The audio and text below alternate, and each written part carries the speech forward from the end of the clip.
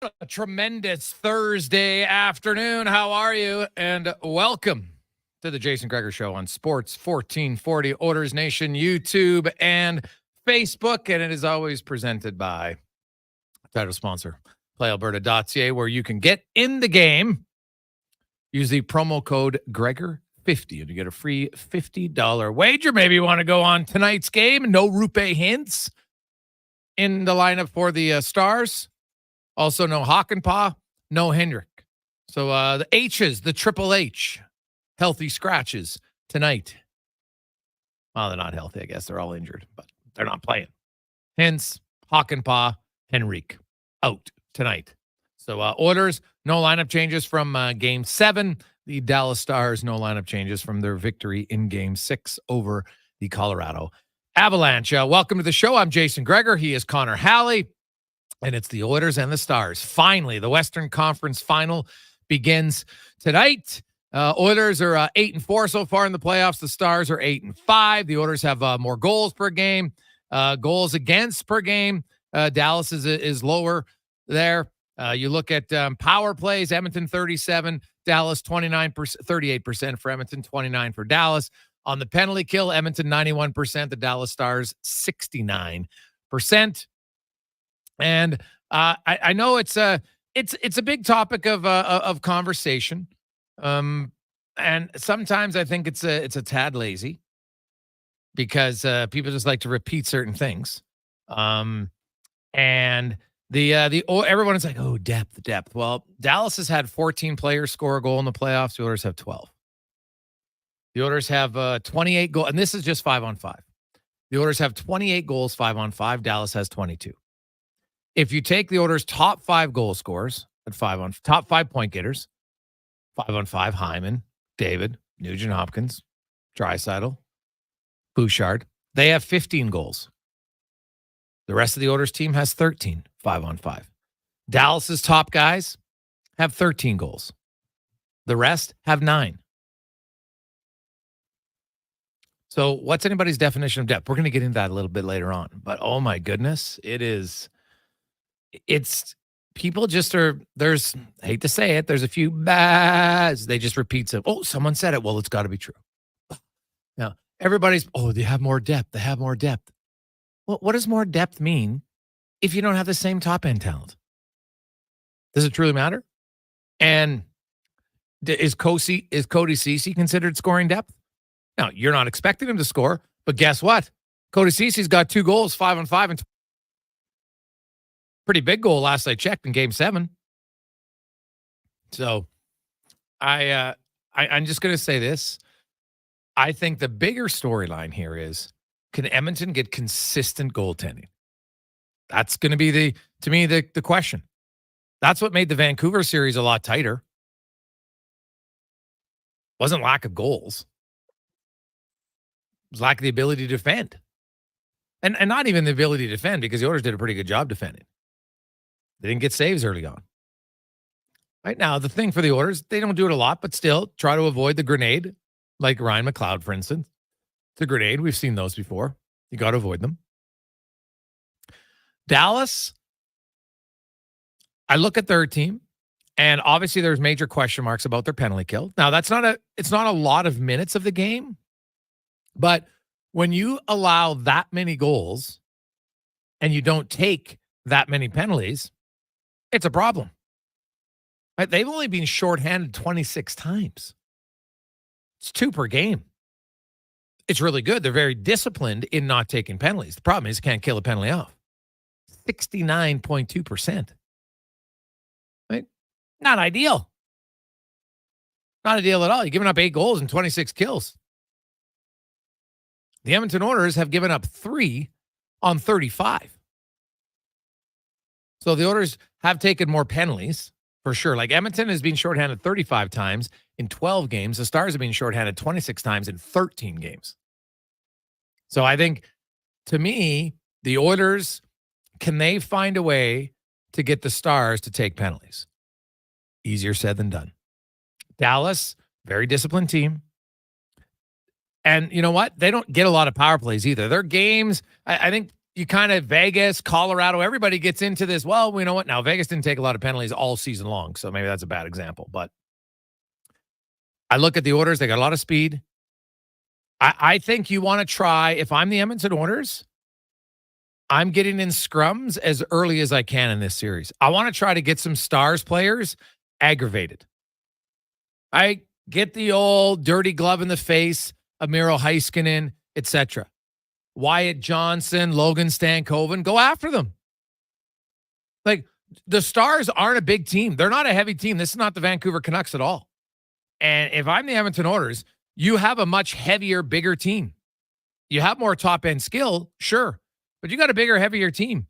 And if it's me, I would look at just trying to see if you can get some of these guys of the Stars a little bit riled up offensively. Right? Because who do they have that's, any forwards that are overly big? Like Radek Faksa's 6'3", 215. Not a super hard player. Now, Rupe Hintz, when he's in the lineup, that guy plays hard. That guy playing my team any day, man. He reminds me a lot of Adrian Kempe. He can fly. He's big, 6'3", 215. That guy's a player. No doubt in my mind. I would take him all day long on my team. But, Wyatt Johnson's tall, but he's a young kid. He's like a $180, $185. You want to lean on him as much as you can. So they're not like Logan Stankoven's 5'8", $170. They're going to be playing on the same line. Get after them. Like, I'm very curious about the matchup tonight. It's more the defense pairing based on what we saw against McKinnon. And it might be different because Edmonton has two number one centers in McDavid and Draisaitl. Colorado had one. And they played Lindell 57% of McKinnon's time. It was 52 for Tanev. And then you had the only forward who was above 30% was Wyatt Johnson. And that might have been elevated because Rupe Hintz. But even when Rupe Hintz was in the lineup, in 4 games, he only played 18 minutes head-to-head against McKinnon. It's like 4.5 a game. It's not a huge amount. So, and remember, there's not a lot of penalties. There's a lot of 5-on-5 time in the Dallas Star games. They don't get a lot of power plays. They don't take a lot of penalties. So 5-on-5 will be key. And Edmonton can roll 4 lines. Now, can their third line show a pulse? That's a big question. If we were going to ask top 5 questions going in, number 1 will be, does Edmonton get consistent goaltending? Number 2, can the third line show a pulse on the offensive side of center?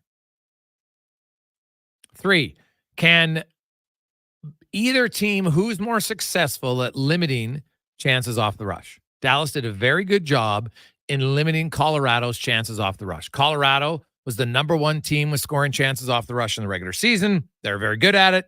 In the Dallas series, they were excellent at slowing them down. Now, the McKinnon line gets a ton of those. So they really focused on that line. They don't have another line. Like Leon Draisaitl, they can create. He can carry the puck. Ryan McLeod, he can at least transport it. Now, he doesn't finish, but he can transport it through the neutral zone. He's got a lot of speed. So the Oilers, I think, overall, when you look at who was out of that, like when Nichushkin out of the lineup, that really weakened Colorado, no question. So that'd be the other question for me. Then it's, can Edmonton avoid self-destructing? Because at times, look at the Vancouver series. That shouldn't have been a 7-game series. Edmonton 4-1, game 1, blew it. Now, Dallas also did that in game 1. Funny enough, they had a 3-goal lead after the first period and lost 4-3 in overtime. Which gets me to my odd stat of this series. And it's only relevant for tonight. It won't matter the rest of the series. But you have 2 teams in Edmonton and Dallas. In the last 3 seasons, Florida's played 42 playoff games. Edmonton has played 40. Dallas has played 39. Carolina's also in the top 4. They've played 40, but they're out. The Edmonton Oilers, in those 3 years, they've played 13. This will be their 8th game 1. They've played 7 of them. They've won game 1 once. The Oilers are 1-6. In that same time span, the Dallas Stars, 0-6. So somebody has to win tonight.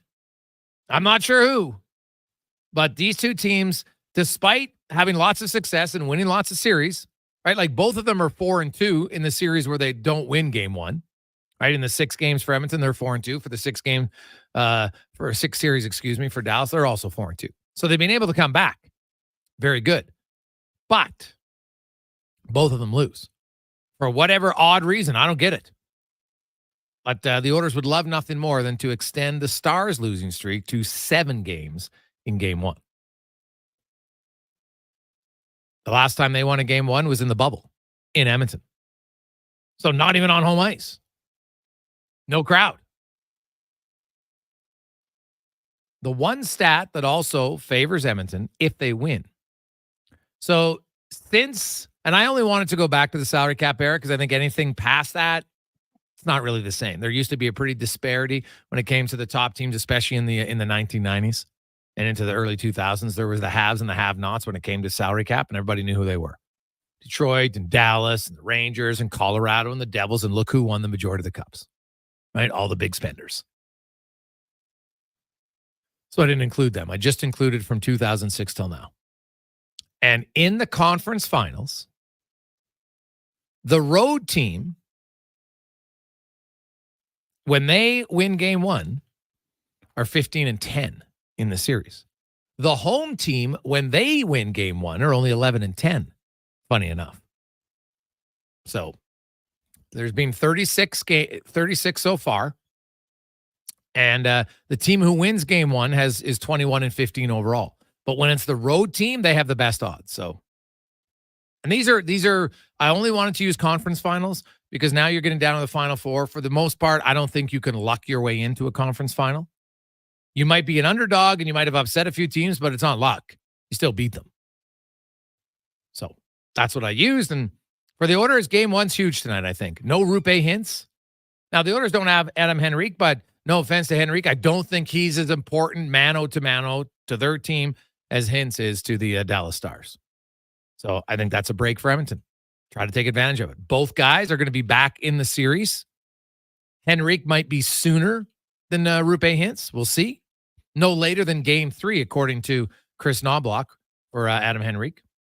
So we'll get to all of that. We got a loaded show for you today. We have DVD's going to join us from Dallas. Former Oiler captain Jason Smith will be by. Also, former Oilers coach Ron Lowe. So we'll talk some playoff battles. You know, last night I disagree with the Rangers taking Rempe out of their lineup. In the minutes he plays, he makes an impact. And man, the crowd is buzzing the minute he touches the ice every single time. And Florida is a much more physical team than Carolina was, a much more physical team than Washington was, and you took Rempe out. I don't get it. And I wonder if they put him back in. He's not going to be the individual difference maker, but he brings an element that I think they're going to need against Florida. So we'll talk about to Jason Smith about that. Mike Rupp will join us. We'll have Spec, Kevin Woodley, a special appearance from Woodley. He's got a whole coaching report on Jake Ottinger that you do not want to miss. That's coming up at 5:20 today. TR will be by from 3 until 5. So loaded first few hours of the show today here on Sports 1440, the Oilers and the Dallas Stars. Last night, the Rangers get shut out on home ice. Never good. Close game, low-scoring game. Then the Rangers have kind of like an own goal to make it 2-0, and that was obviously the end of that game. Sergei Bobrovsky, when he was called upon, was excellent. And after the game, the Rangers obviously not happy with how they played. But if you listen to Matthew Tkachuk, he's like, hey, we're happy to get the win, but there's a lot of areas we feel we could be better as well. So that was a little bit of a feeling out game. And I really think that New York they missed the intensity, the tenacity that Rempe brings. I get it's limited minutes. I understand it. But the guy's good on the forecheck. I wouldn't be too concerned about it at all. So, Cons, what would be your storyline that you feel is the one question that gets answered that might solve the series? We're talking Oilers Stars here. Questions to be answered. I want to see the Oilers, discipline. The one thing that does concern me, I mean, we do talk about depth. the Oilers can match the Stars' depth, but the Stars do have good depth. So I think that is a storyline to watch out for. But I do think those periods in the Oilers-Canucks series where they had been kind of hemmed in their own end, I think they got to avoid those types of things because the Dallas Stars, I think, can finish a lot better than the Vancouver Canucks can. So I think, in those situations where the Oilers allowed one goal, but were maybe hemmed in their own end for, 4 or 5 minutes, whatever it was, the Dallas Stars can make you pay quite a bit more. So I think that that's something they got to watch out for when you get the ability to clear the puck. Make sure you do so. Can't fan on it, can't whiff on it, because the Dallas Stars do have the players that can make you pay. But for the Oilers, just looking forward to seeing, can they come out here and be physical? Like you said, Ron Lowe, I mean, we're going to have him on this show. We had Todd Marchant with Carries this morning saying 100 hits a game. And I feel like that's kind of the game plan I'd want to see. Like, let's just go out there, play physical. We've got the size. Let's do what we can in that aspect of the game. And the rest should take care of itself. You've got the skill. Keep the puck as much as you can in the Dallas Stars end. And I think the puck things can go your way. So, yeah, a lot of storylines to watch out for this one. But I think we're just going to get a hell of a series between these two teams, Gregor. Yeah, you won't have that many hits because the Oilers in 1997, they were a puck possession team. I mean, they weren't. They were a chip and chase. This is a puck possession team. I do think Edmonton, you're going to have an opportunity to be more physical. Well, it's twofold. A, Vancouver's defense were a lot bigger. They could absorb the hits. Dallas's defensemen are smaller overall. They're lighter, but they're more agile. But you still, I didn't think the Oilers punished Quinn Hughes enough. And it worked. They won the series, don't get me wrong. But they can't have, Ryan McLeod can't have as many flybys in this round that he had last round. He just can't. It makes no sense to me. The guy is such a great skater. He's right in the forecheck and does just turn away. You don't have to finish everyone, but you got to start finishing some of them. Especially on Miro Heiskanen. That guy plays a boatload. Like Quinn Hughes wasn't playing as many minutes as Heiskanen's averaging almost 29 minutes a game. Plays a ton. They only play 5 defensemen. So I would expect Evander Kane, Dylan Holloway, Fogle, McLeod. Carrick's going to bang. They need guys. You got to be physical. Zach Hyman, he's a real grinder. He can wear them down a bit. That's what they need. So should be a very fun series to watch. We got a lot of texts coming in our email inbox, 833-401-1440. Hey, guys, who's the Stars' tough forward comparable to Evander Kane from Rockford? Well, Jamie Benn, I think, would fit that category for them. Now, he's not as quick as Kane is anymore in his career, but he was an elite power forward for a long time. And he's still a really good player, highly competitive. The one big difference that Dallas does that Vancouver didn't do is Dallas is excellent around the goal. They funnel a lot of pucks to the net. The Oilers' defense are going to have to be strong in front. And the third man, the center iceman, I don't care whoever's playing the center ice position. Sometimes it's a winger's back early. Who's ever the low forward is going to have to be ready to battle positions. Like, look at Joe Pavelski. He's not a very big guy, decent size, right? He's more heavy than he is tall, but he's got a great stick, but really good body positioning in front. And that filters down to their whole team. Dallas gets a lot of rebound goals. They're second in the playoffs in creating chances off of rebounds. That's their bread and butter.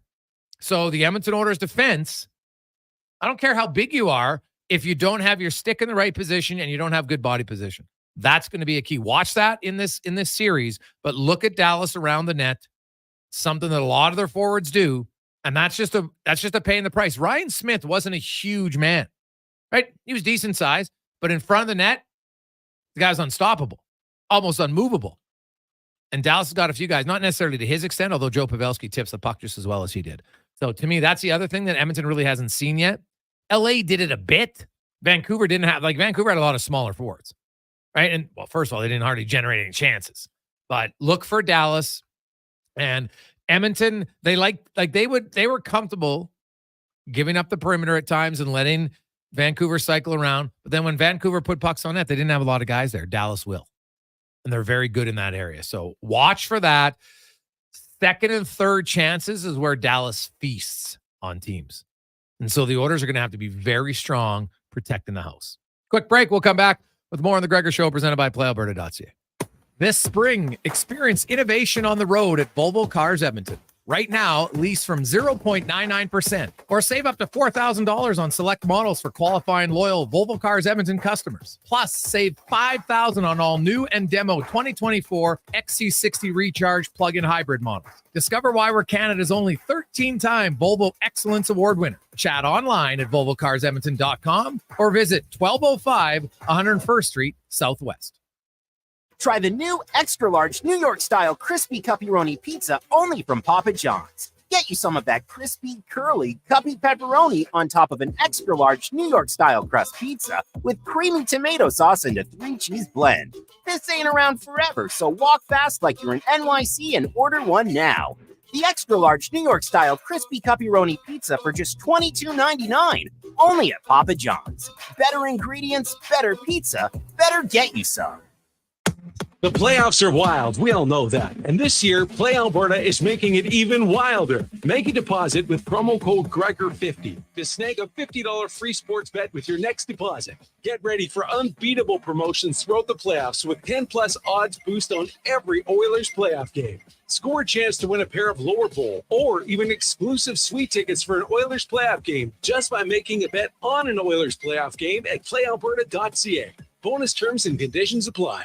There's still time to book your tournament at the Ranch Golf and Country Club. As one of Alberta's top tourney courses, the Ranch makes hosting fun and easy for any group or business. No matter how unique or unusual, they'll accommodate your vision for an event no one will soon forget. Start planning your tournament today at their beautifully landscaped course on the outskirts of West Edmonton. On-site event coordinators are here to help, but hurry, availability is limited and booking fast. Visit theranchgolf.com. You wanted local sports on weekends. Saturday mornings at 9, check out the Saturday Sports Setup, where we'll tee up what's happening on the weekend sports scene. Tune in Saturday morning at 9 on Sports 1440. For a limited time at McDonald's, enjoy the tasty breakfast trio. Your choice of chicken or sausage McMuffin or McGriddles with a hash brown and a small premium roast coffee for $5 plus tax. Available until 11 a.m. at participating McDonald's restaurants. Price excludes delivery. I'm Ryan Nugent-Hopkins. And I'm Zach Hyman. And when we're not making juicy, sweet passes or having my goals disallowed, we're working for Legacy Heating and Cooling. You know, guys used to call me a plumber. And now they call you an AC repairman. Nice. Hey, guys, you're not here to fix air conditioners. You're here to sing the jingle. Oh. Well. Okay.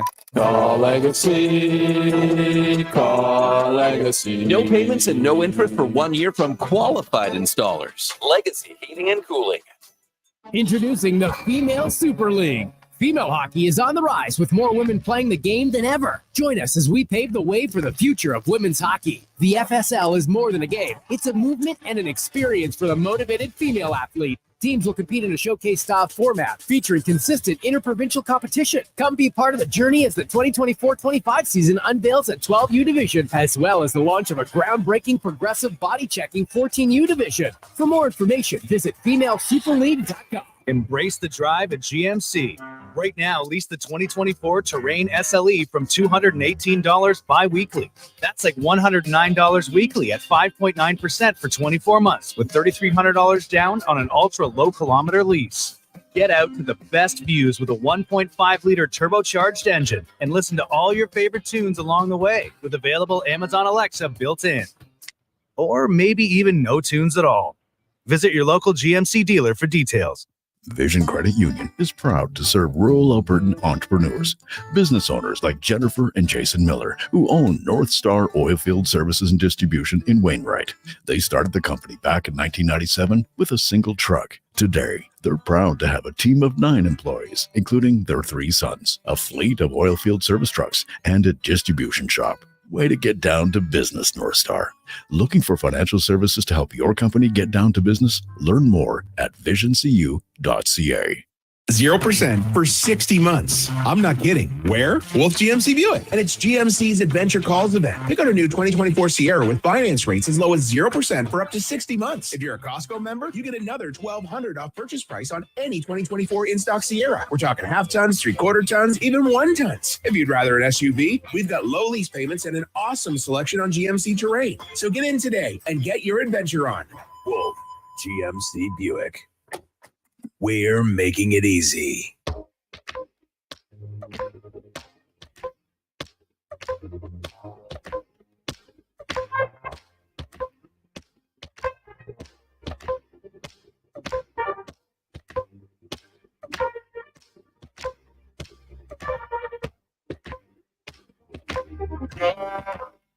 Let's talk about love.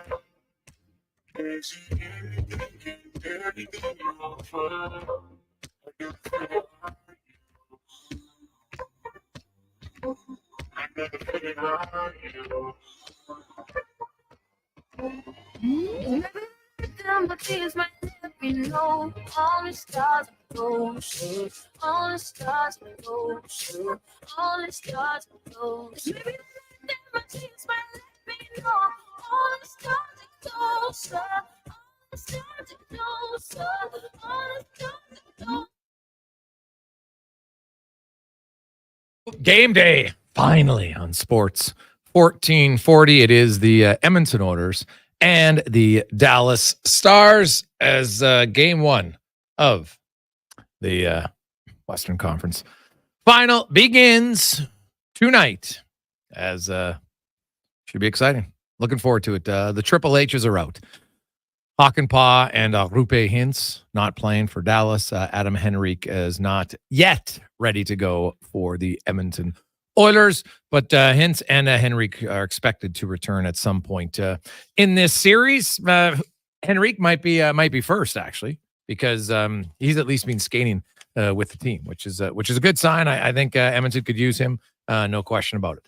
Now let's get to Around the NHL, brought to you by McDonald's, and the Grimace Shake is here. Sick color, great taste, but only for a limited time. Hurry into McDonald's and try yours today, or order now through the McDonald's app. Maybe making your way home, you want to get the old Grimace Shake. Check it out. A longtime beat reporter for the Dallas Stars, Mike Heika, joins us now. And Mike, many moons ago, the Oilers and the Stars met all the time, actually 5 years in a row, which is the second longest consecutive streak in NHL history, at least post 67 expansion, where two teams met 5 consecutive times. And it's been a while, though, since then. And these two teams are very different. There's no David versus Goliath in salary cap like there was back then. I look at it from an Edmonton perspective. They got a lot of skill. Dallas does as well. But the Roope Hintz injury, really, I looked at, like, it forced them to change all three of their lines. What do you make of the loss of Roope Hintz, and how noticeable was it for you in game 5 and 6? It's a big loss. He's a fantastic two-way player. So they'd actually probably put him out there against McDavid or Draisaitl. He is 6'3", 6'4", 210, 215. So he's a load, and he's probably the actual, if you had a sprint race, he might be the fastest skater on the team. So all of that makes him a very good player. That said, it is the area where they have the most strength and depth. If they were to lose a defenseman, I think they'd be in a lot of trouble. When they lose a forward, it's just next man up. They had 8 20-goal scorers this year. So they don't lose anything offensively. Pete DeBoer has pushed this a little less for a lot more, meaning that everybody basically gets 10 minutes a game or, more. Obviously, Roope would get 15, 18. But, these forward lines are balanced throughout. So a lot of times their fourth line is their best line. So the injury is in the right place for them, is what I'm saying. Yes, they did shuffle all their lines, but if you watch the overtime, that actually made them better. I think late in the third period and then the first overtime, they were dominant. And I think a lot of it is the fact they have this depth, that they can just roll 4 lines. It's one of the reasons I think they're good on the road, is they're not out there matching a ton with their forwards. They just, they roll 4 lines. Everybody gets to play. Everybody feels like they're part of the group, and it works out really well for the forward group. Yeah. Johnston and Stankoven, 2 very young players, 2 gifted players. I saw that Johnston played a little bit more against McKinnon after Roope Hintz went down. Are you expecting them to get the Connor McDavid? Like, will they be the line? Because I know it's not, the forward line isn't as much of a matchup as the defense pair, and it's likely going to be Lindell and Tanev. But do you think that's going to be the line that gets the most time against McDavid's line? That's an interesting question. I hadn't even thought about it. If you honestly say who is their best defensive forward right now, it might be Wyatt Johnson that just turned 21. He is a relentless skater. He's gotten much better on faceoffs. He's really smart. So all of that helps. Tyler has actually done a really good job. He's played wing most of this year, but because of the rope injury, he moved to center. And I think he's played really well defensively as well. Again, I'll wait and see just how much he wants to match. It looks like, McDavid and Draisaitl will be on different lines, right? So then at that point, I wonder that Pete would just, like, he's done this a lot. He just rolls. And it's like, yes, he will match, Tanev for sure. And potentially Heiskanen, because Heiskanen's played well against McDavid before. So when we see that, you will see the defensive match. But he really has just rolled 4 forward lines and seems pretty happy with all of them. So, the one, I guess, that would be a little bit interesting as a mismatch would be if Pavelski was out there with Duchesne. It would be – they're not as good. Duchesne's a good skater, but he's not, quote unquote, a defensive player. And Pavelski's just not a good skater anymore. Right. So that would be the one I think they might try to avoid. Mike Heika joins us. The blue, like Miro Heiskanen, you see him all the time. He's an unbelievable defenseman and probably doesn't get the credit he deserves, I think, to be in the conversation regularly. He's top 5 defenseman in the NHL. He's had a fantastic playoffs for Dallas, leads them in points. He's playing almost 29 minutes a game, for goodness sakes. He has more power play goals in the playoffs than he had all regular season, funny enough.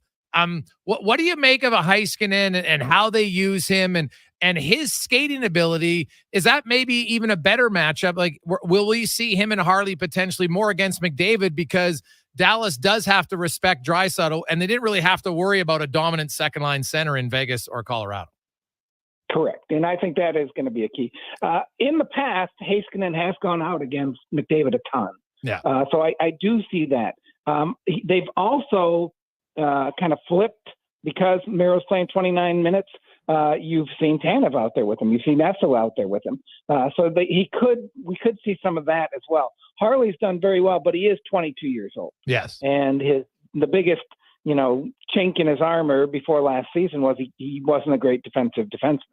And so they've kind of turned him into one, but this is a conference final against the best player in the world. So I wonder if he may not get as many minutes out there against McDavid or even Draisaitl. We'll see. But those other 3 have done really good. Petrovic has come in and is much better than what Nils Lundqvist was offering. So that allows them to use all 6 defensemen, because they had 6 games where Lundqvist was getting 3-4 minutes a game. Yeah. And so basically they're rotating 5 defensemen. So we might see more of the pairs because they've gone to Petrovic with Suter. But they also rotate a lot. Oh, I noticed. So it'll be interesting to see what kind of combinations they try to get. The other weird thing, and it's funny, is they've really struggled in game 1.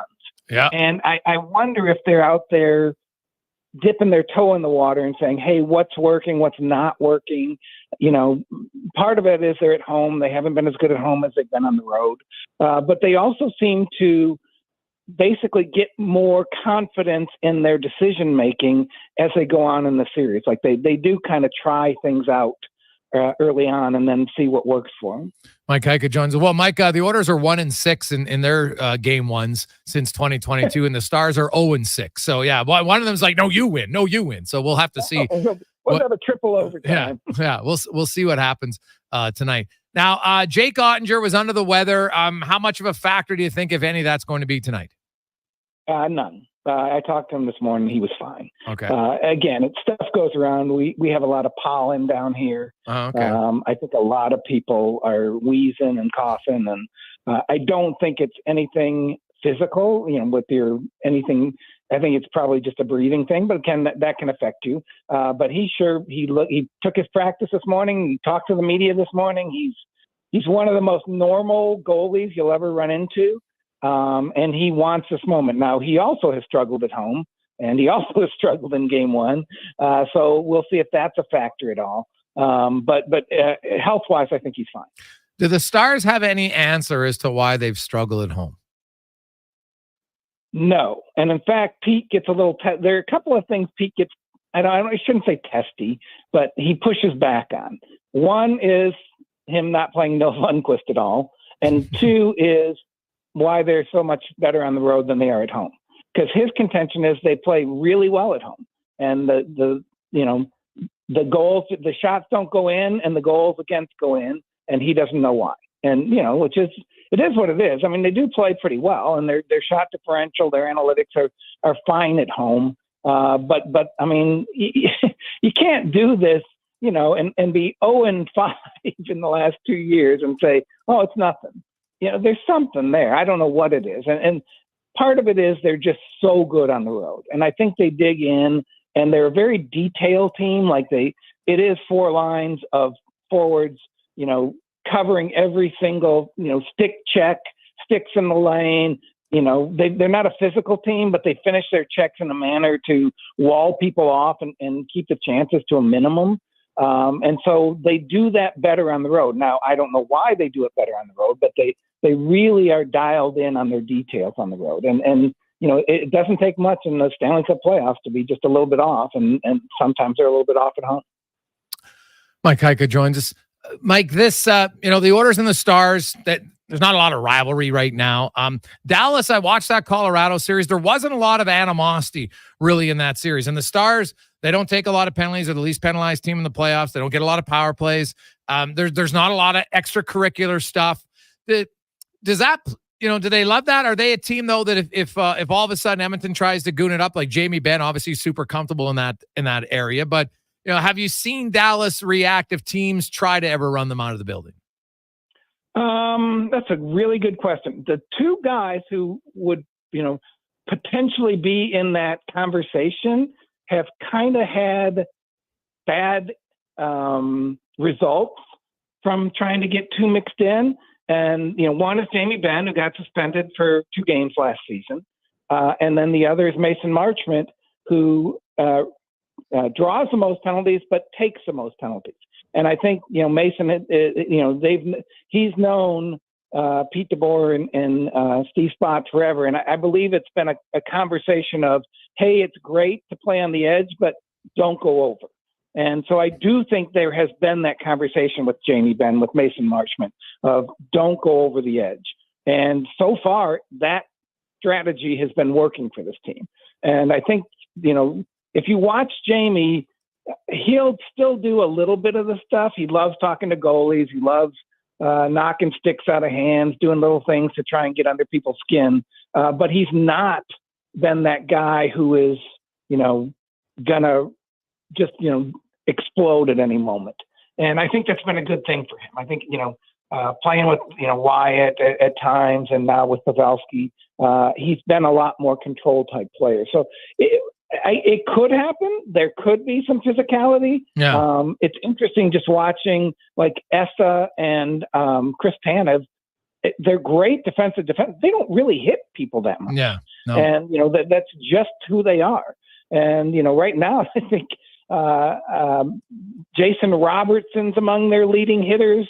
I'm trying to think of another unlikely a physical player. Miro sometimes will take the body. But they like the way they're playing, if that makes sense. Yep. Like they like the fact they're not having to kill penalties. They like the fact that, that they're not going out there and giving the other team any kind of fuel.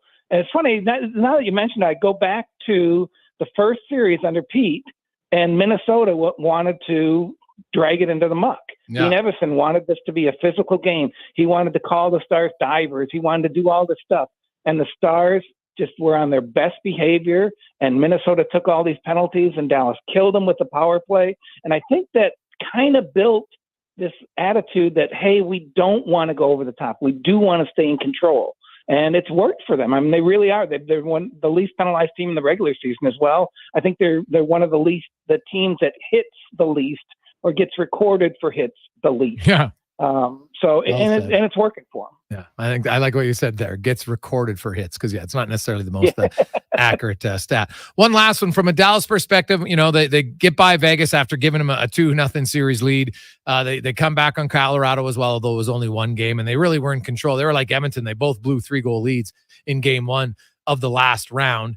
If you had to say, what are the 3 keys for a Dallas Stars victory in this series? In the series, I would say good road play because it's been phenomenal.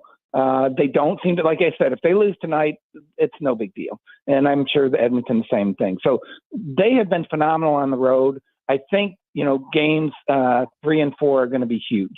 So like if they get 2 here, they might just put they really might try and put the boot on the neck if they can.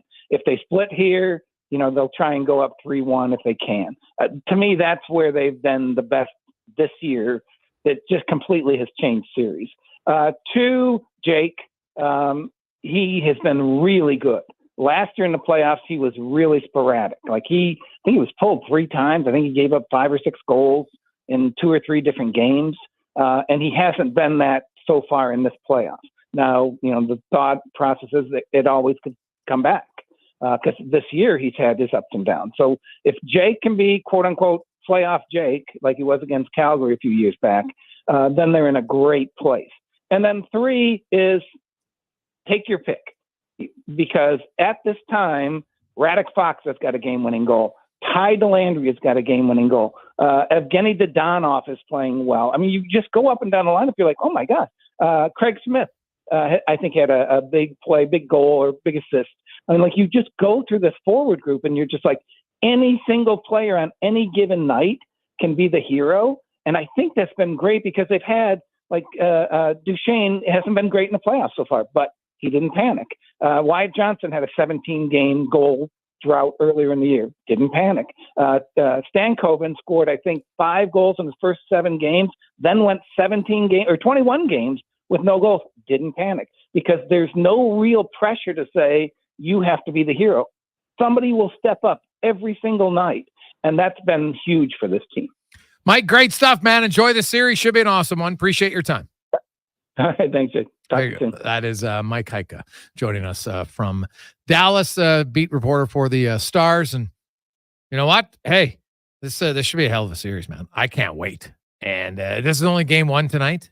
Looking forward to it, of course, every second day starting today.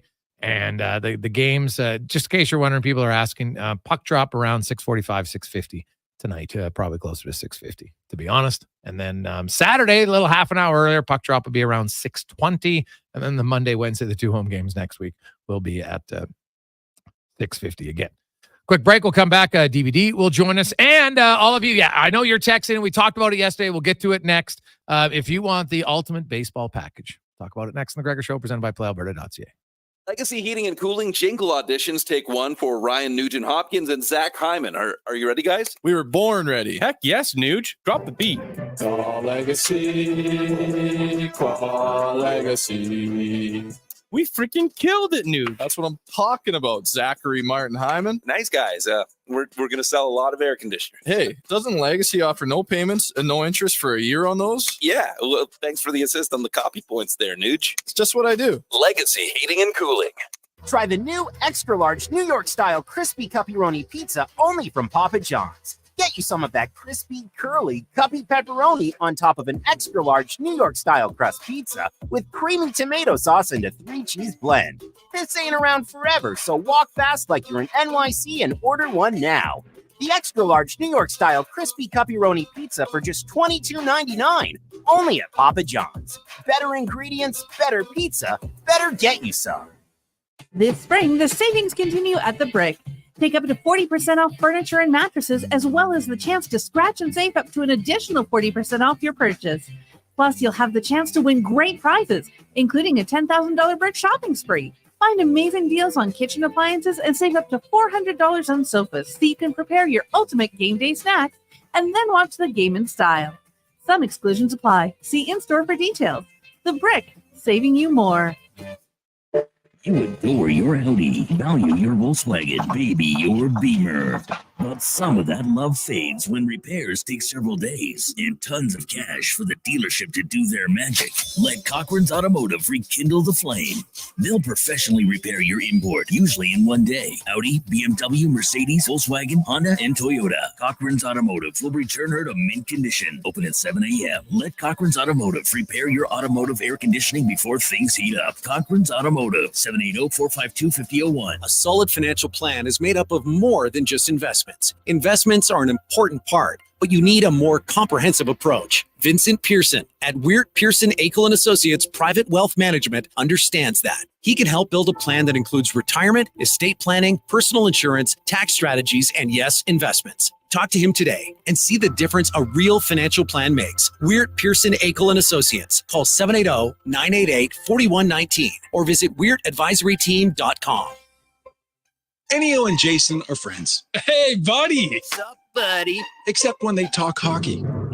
Edmonton had all those first overall picks, and they still can't win. Yeah, but we still beat you. Battle of Alberta champs, baby. But ask them who makes the best beef jerky in Alberta, and they'll tell you.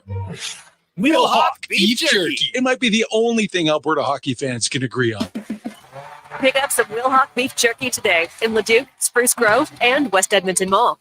Cruise through summer with a sleek new Mitsubishi from Cross Mitsubishi. Explore the largest 2024 Mitsubishi inventory in Western Canada, including the dynamic Outlander PHEV and the sporty Eclipse Cross. At Cross Mitsubishi, you'll get 0% financing on all our 2024 models, including the RVR and Mirage. Plus, every Mitsubishi comes with a 10-year, 160,000-kilometer powertrain limited warranty. Visit Cross Mitsubishi today and drive your ambition. 9605 34th Avenue and crossmitsubishi.ca. I'm Dr. Vance Elliott. The goal of every one of the thousands of hair restoration procedures I've performed is a full, natural-looking head of hair. I work directly with my patients for the consultation, the procedure, and the follow-up, so we can achieve the best results possible. When people see what we accomplish, I don't want them to think, "Wow, great hair transplant." I want them to think, "Wow, great hair." Go to drvanceelliott.com and contact us today.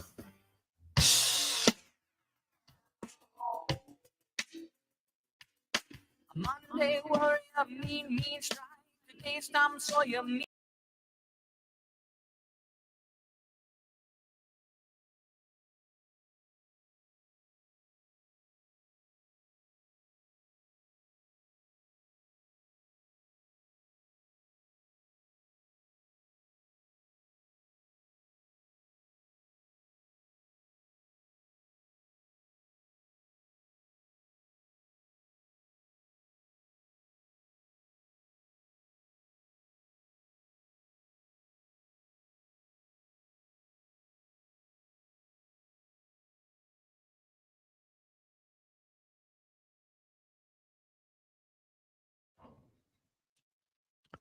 .248. Welcome back. Jason Gregor. Connor Halley with you on Sports 1440, Oilers Nation, YouTube, and Facebook. It is game day. How are you? 833-401-1440 is the text line. Send your thoughts there. We'll read some of your comments as well on the chat line, online at Facebook and in YouTube. Streaming some of you listening live at sports1440.ca. Maybe you're watching on Twitter. I see the numbers keep growing there as well. So it's awesome. Everybody's fired up. There's lots to discuss, lots of excitement, maybe a little bit of nerves, but probably more excitement heading into to game one. And many of you have been asking about this. We talked about it yesterday. So I like the group mentality amongst our audience, because many of you are like, hey, I like this. I'll play the odds. If I lose, it's only $100. It's good. So this is what we're going to do.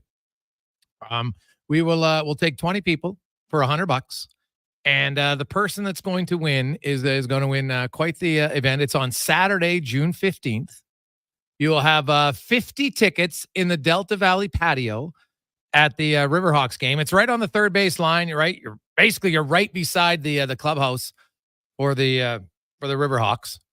You will also get 50 beer bats. So those are I don't know if you've been to a game or not, but you got it's basically 2 beers in one bat. You get 50 of those.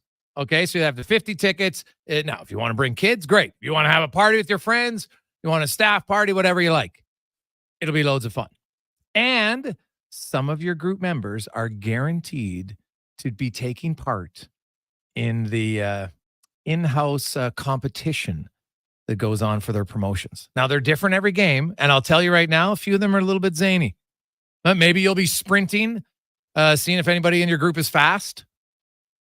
So they do lots of different things. That's fun. So guaranteed a few people in your group will be selected to be a part of the in-game festivities. So for only, think about the beers themselves, that's like 100 beers you're getting for $100. It's like $1 a beer.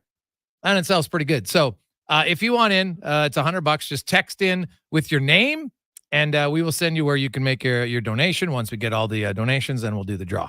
So 833-401-1440. $100 can turn into a 50-person party with 50 big beer bats, courtesy of Delta Valley and the Edmonton Riverhawks. So a lot of fun.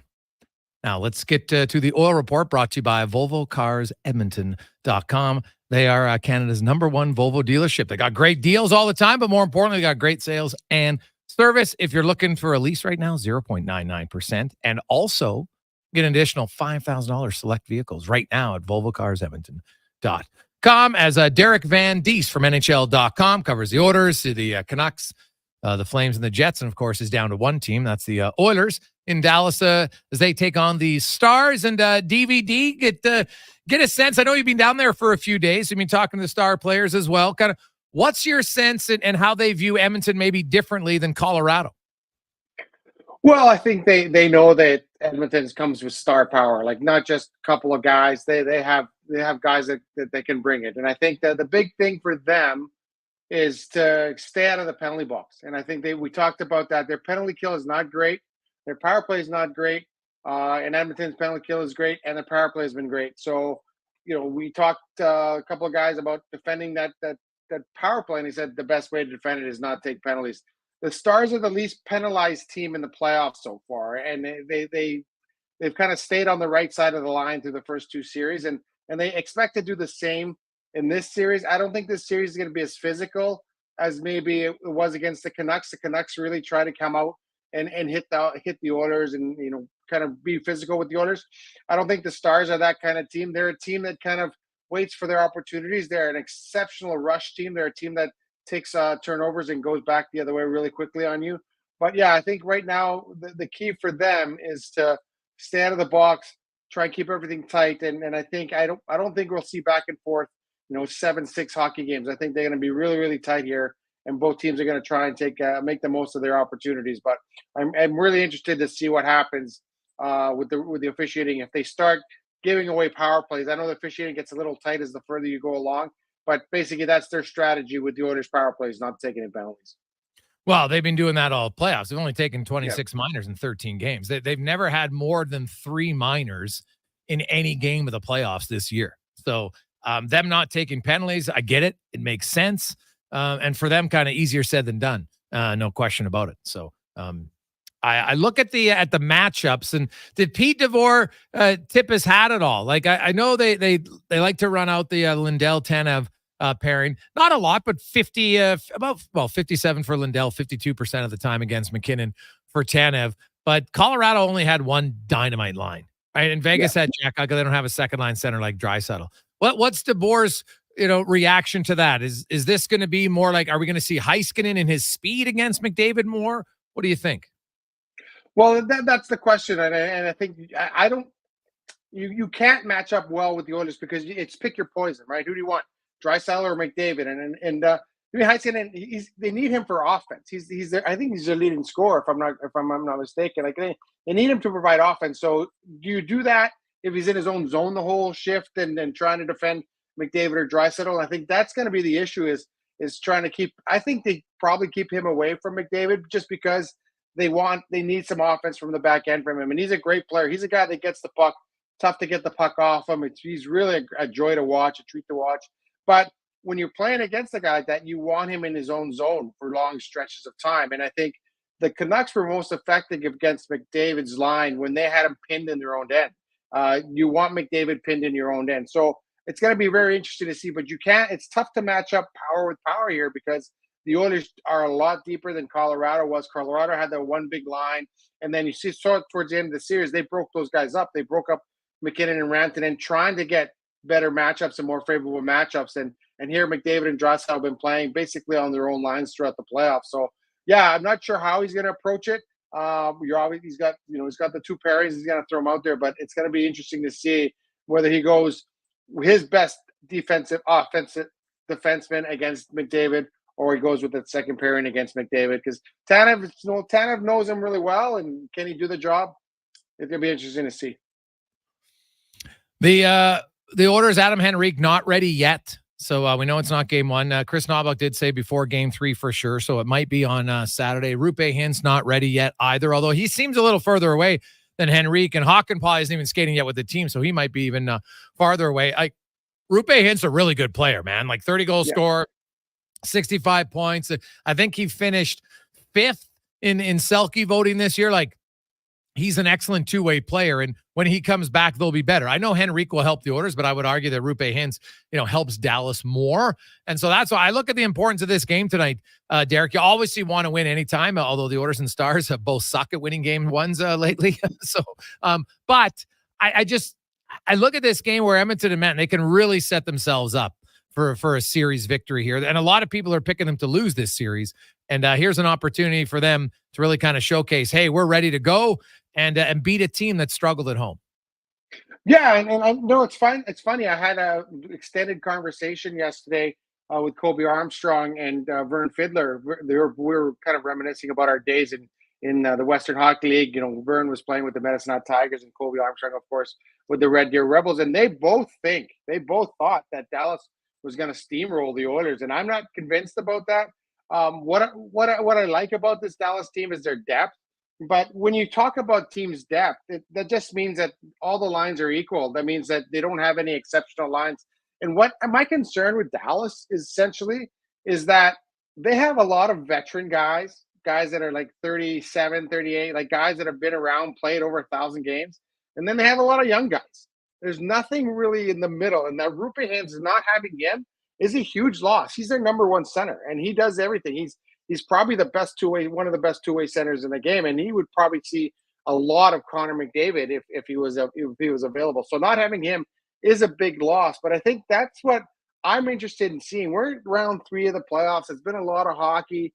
How are those 30-some guys going to hold up? Like, they're not in their prime. We saw what happened a little bit in the second round when McDavid and Draisaitl were overused and they used too much. So, how are some of those older guys going to line up? And they're not playing particularly well. Like, Dallas is here because of their young guys, because what Wyatt Johnson is doing, what Jason Robertson is doing.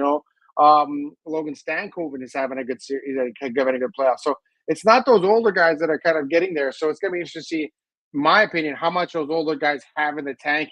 And you're right, this is not a one-line team. This is the Oilers can bring it to you. They have 2 lines. If they can get the third line contributing, that's going to be big for them. They got to get that third line going. But I'm not as convinced as some of the people around here thinking that the Dallas Stars are this juggernaut and they're going to come and roll the Oilers. I'm really interested to see how those older guys perform in this series. And they got old guys and they got some young guys. And then, of course, the big question is Stuart Skinner for Edmonton, DB. I think that's kind of the captain obvious question is, what type of goaltending can Edmonton get? I don't think they're going to be able to get by. Well, they're not going to get by with the goaltending that we've had overall. If you look at the overall numbers through the first 2 rounds, it just needs to be consistent. It doesn't need to be elite. I don't think he even has to match Jake Ottinger's save per save. He just has to be consistent. Do you think he can? Yeah, I think he can. And I honestly think, and a lot of people have asked me about Stuart Skinner, and I thought he was ready for the playoff run. I thought last year's playoff run, they kind of threw him in there and he didn't perform well. But I thought he had a really great regular season. And to me, that second goal in game 1 against Vancouver really rattled him, because when the Oilers are up 4-1, they're cruising, everything's going well. And then that goal from the goal line goes in off his goal stick and in the net. I think he really had a tough time shaking that off.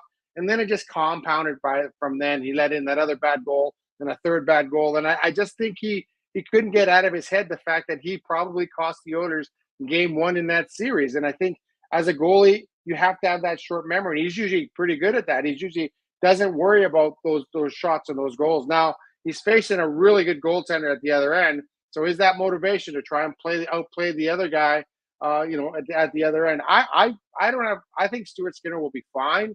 I think we talked about that today with Chris Knobloch. He says, "Hey, Stuart Skinner is an excellent goalie, borderline elite goalie. We have all the faith in the world with him." That reset.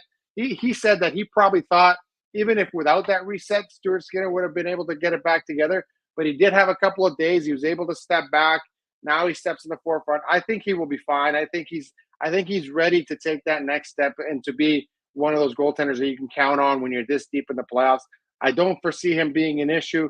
But like I said, who knows? Like you get a bad bounce here or there. Who knows how that's going to affect you? Whether it's Stuart Skinner or Jake Ottinger, who knows what happens? But I don't think the goaltending situation is that big of a difference between the two of them. Ottinger's a great goalie, but I think Stuart Skinner has the potential to be a great goalie as well. I think he's a very good goalie. And you're right. He doesn't have to be lights out. 900 save percentage, under 3 goals against average. The Oilers probably win this series. DVD, I hear they had a big rainstorm last night, so it's like 30 degrees and muggy as hell, lots of humidity. So enjoy the walk to the rink. It's pretty muggy. And tomorrow I'm getting a tour of the Dallas Cowboys football, their practice facility. You're a huge Cowboys guy. I'm a huge Cowboys fan. I was there today. I was at the practice facility. The Stars practice facility is right next door to the Cowboys practically. They're 5 minutes away, so I was able to go swing by there, made some connections, and I'm going to get a tour of the facility tomorrow. So I'm really jacked up about that. Yes, I am a huge Cowboys fan, and just being here, it's going to be exciting tomorrow. It's going to be an exciting night, exciting day, exciting series, I think. Hey, buddy, you'll get a tour of where all the losses came from. That's amazing. Yeah, exactly. This practice facility is unbelievable. I couldn't imagine. The money these guys have spent, it's just unreal. Yeah. So I'm really looking forward to it. Yeah. Awesome. Thanks, DVD. Have a great one. No problem. Thanks for having me on. There you go. That's Derek Van Diest. Let's get to the con man. Holy cow. We're almost pretty much halfway already in one mention. I love it. We'll get to our baseball draw. We'll tell you what that is after Sports 1440 update brought to you by High Street Insurance. High Street Insurance started in Edmonton.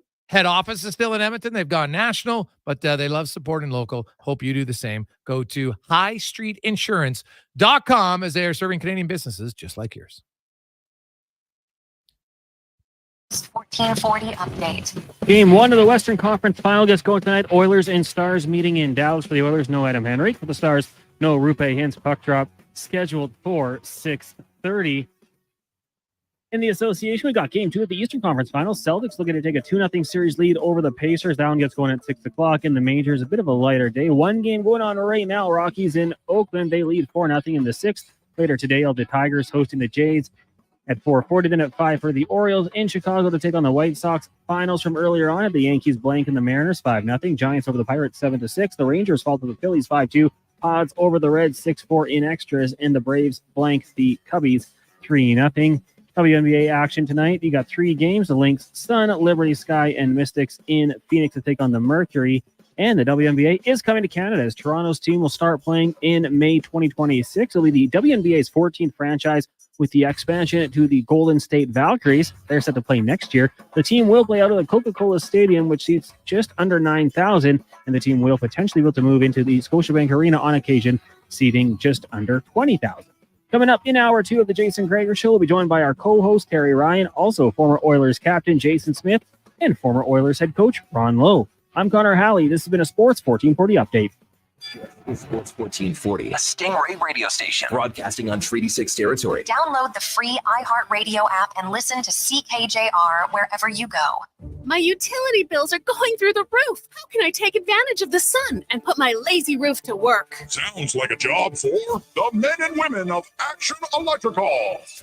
Energy team reporting. When you're ready to make your home or business more efficient, Action Electrical has the power to install solar panel systems and EV chargers. Facing an electrical menace? Call on the men and women of Action. Operating throughout Alberta with supercharged skills and strong family values. ActionElectrical.net. Gather around the radio, kiddies, for the best time of day. It's Oodle Noodle time. Listen in this week as your noodle hero battles the barbarous Bobby Burger. Now sing along. You know the words. Noodle time. Oodle Noodle time. You know what time it is now. Get up and give me your best Oodle Noodle dance.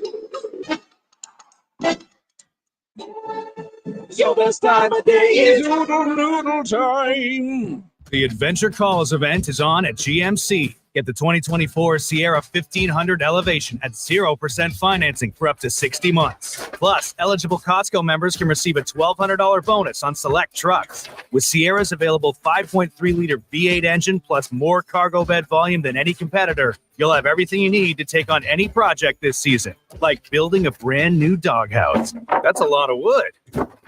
How big is this dog? Visit your local GMC dealer for details. The Toronto Blue Jays are on Sports 1440. Every weekend, catch all the action with play-by-play announcer Ben Schulman. The Blue Jays, this Saturday and Sunday on Sports 1440. Edmonton's home for all things sports. I'm Colin Livingston, president of Cantork. Since 2016, we've been at the forefront of hydraulic torque wrenches in Canada. I'm delighted to share our latest venture, in-house production for quicker turnaround, superior quality, and heightened versatility. Experience excellence at cantork.com. The playoffs are wild. We all know that. And this year, Play Alberta is making it even wilder. Make a deposit with promo code Gregor50 to snag a $50 free sports bet with your next deposit. Get ready for unbeatable promotions throughout the playoffs with 10+ odds boost on every Oilers playoff game. Score a chance to win a pair of lower bowl or even exclusive sweet tickets for an Oilers playoff game just by making a bet on an Oilers playoff game at playalberta.ca. Bonus terms and conditions apply. I'm Ryan Nugent-Hopkins. And I'm Zach Hyman. And when we're not making juicy, sweet passes or having my goals disallowed, we're working for Legacy Heating and Cooling. You know, guys used to call me a plumber. And now they call you an AC repairman. Nice. Hey, guys, you're not here to fix air conditioners. You're here to sing the jingle. Oh. Well. Okay. Call Legacy. Call Legacy. No payments and no interest for 1 year from qualified installers. Legacy Heating and Cooling. What's cracking at Cattail? Their men's league. Play 18 holes for 18 weeks on Tuesdays from 2 to 6 p.m. Then complete the day and head to Out of Bounds, recently ranked one of Canada's top 10 in fine dining restaurants. For details, visit cattailcrossing.ca. Cruise through summer with a sleek new Mitsubishi from Cross Mitsubishi. Explore the largest 2024 Mitsubishi inventory in Western Canada, including the dynamic Outlander PHEV and the sporty Eclipse Cross. At Cross Mitsubishi, you'll get 0% financing on all our 2024 models, including the RVR and Mirage. Plus, every Mitsubishi comes with a 10-year, 160,000-kilometer powertrain limited warranty. Visit Cross Mitsubishi today and drive your ambition. 9605 34th Avenue and crossmitsubishi.ca. Looks like a long, hot summer ahead. Time to hit the open road in style. Larry Ricci from Vision RV, inviting you to explore our huge selection of new and pre-owned inventory. The lot is filled with more choices than we had in years. Travel trailers, fifth wheels, motorhomes, park models, and truck campers. Something for every budget. Plus, fast, easy financing and top dollar for your trade-in. So get set for summer fun and join us at Vision RV, just south of the Yellowhead on Highway 60. 1, 2, 3, 4.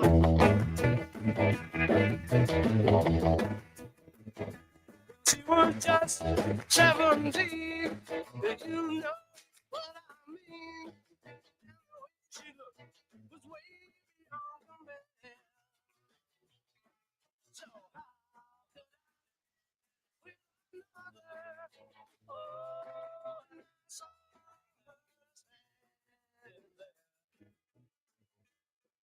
well, she looked at me. I could see.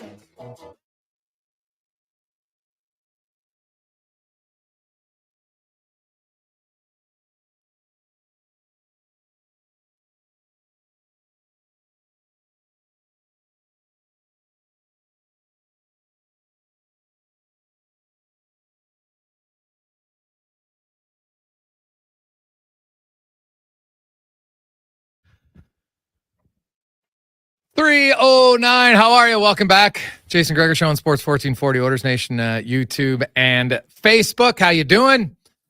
Jason Gregor, Connor Halley. The Gregor Show is always presented by PlayAlberta.ca, Alberta's #1 and only online gambling website, PlayAlberta.ca. Use the promo code SPORTS50, Gregor50, and you will get a free $50 play with a $5 deposit.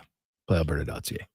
Oilers in Dallas, no lineup changes for the Oilers after their Game 7 win, and no lineup changes for the Dallas Stars. We'll run down all the lineups. We don't know what the matchups are going to be. It's going to be interesting to kind of see how Game 1 unfolds. I don't know if we can just say, well, Dallas did this in the last round against Colorado because they had Nathan McKinnon, that they'll do the same thing with McDavid, because there's no Leon Draisaitl in Colorado. So what are they doing? Last I checked, Leon Draisaitl is leading the playoffs in scoring. He's a rather good player who averages 2 points a game so far this year in the postseason. Now, we got a lot of text to get to. We're already halfway full. I love it. So if you want, we got 10 spots left in our little auction today.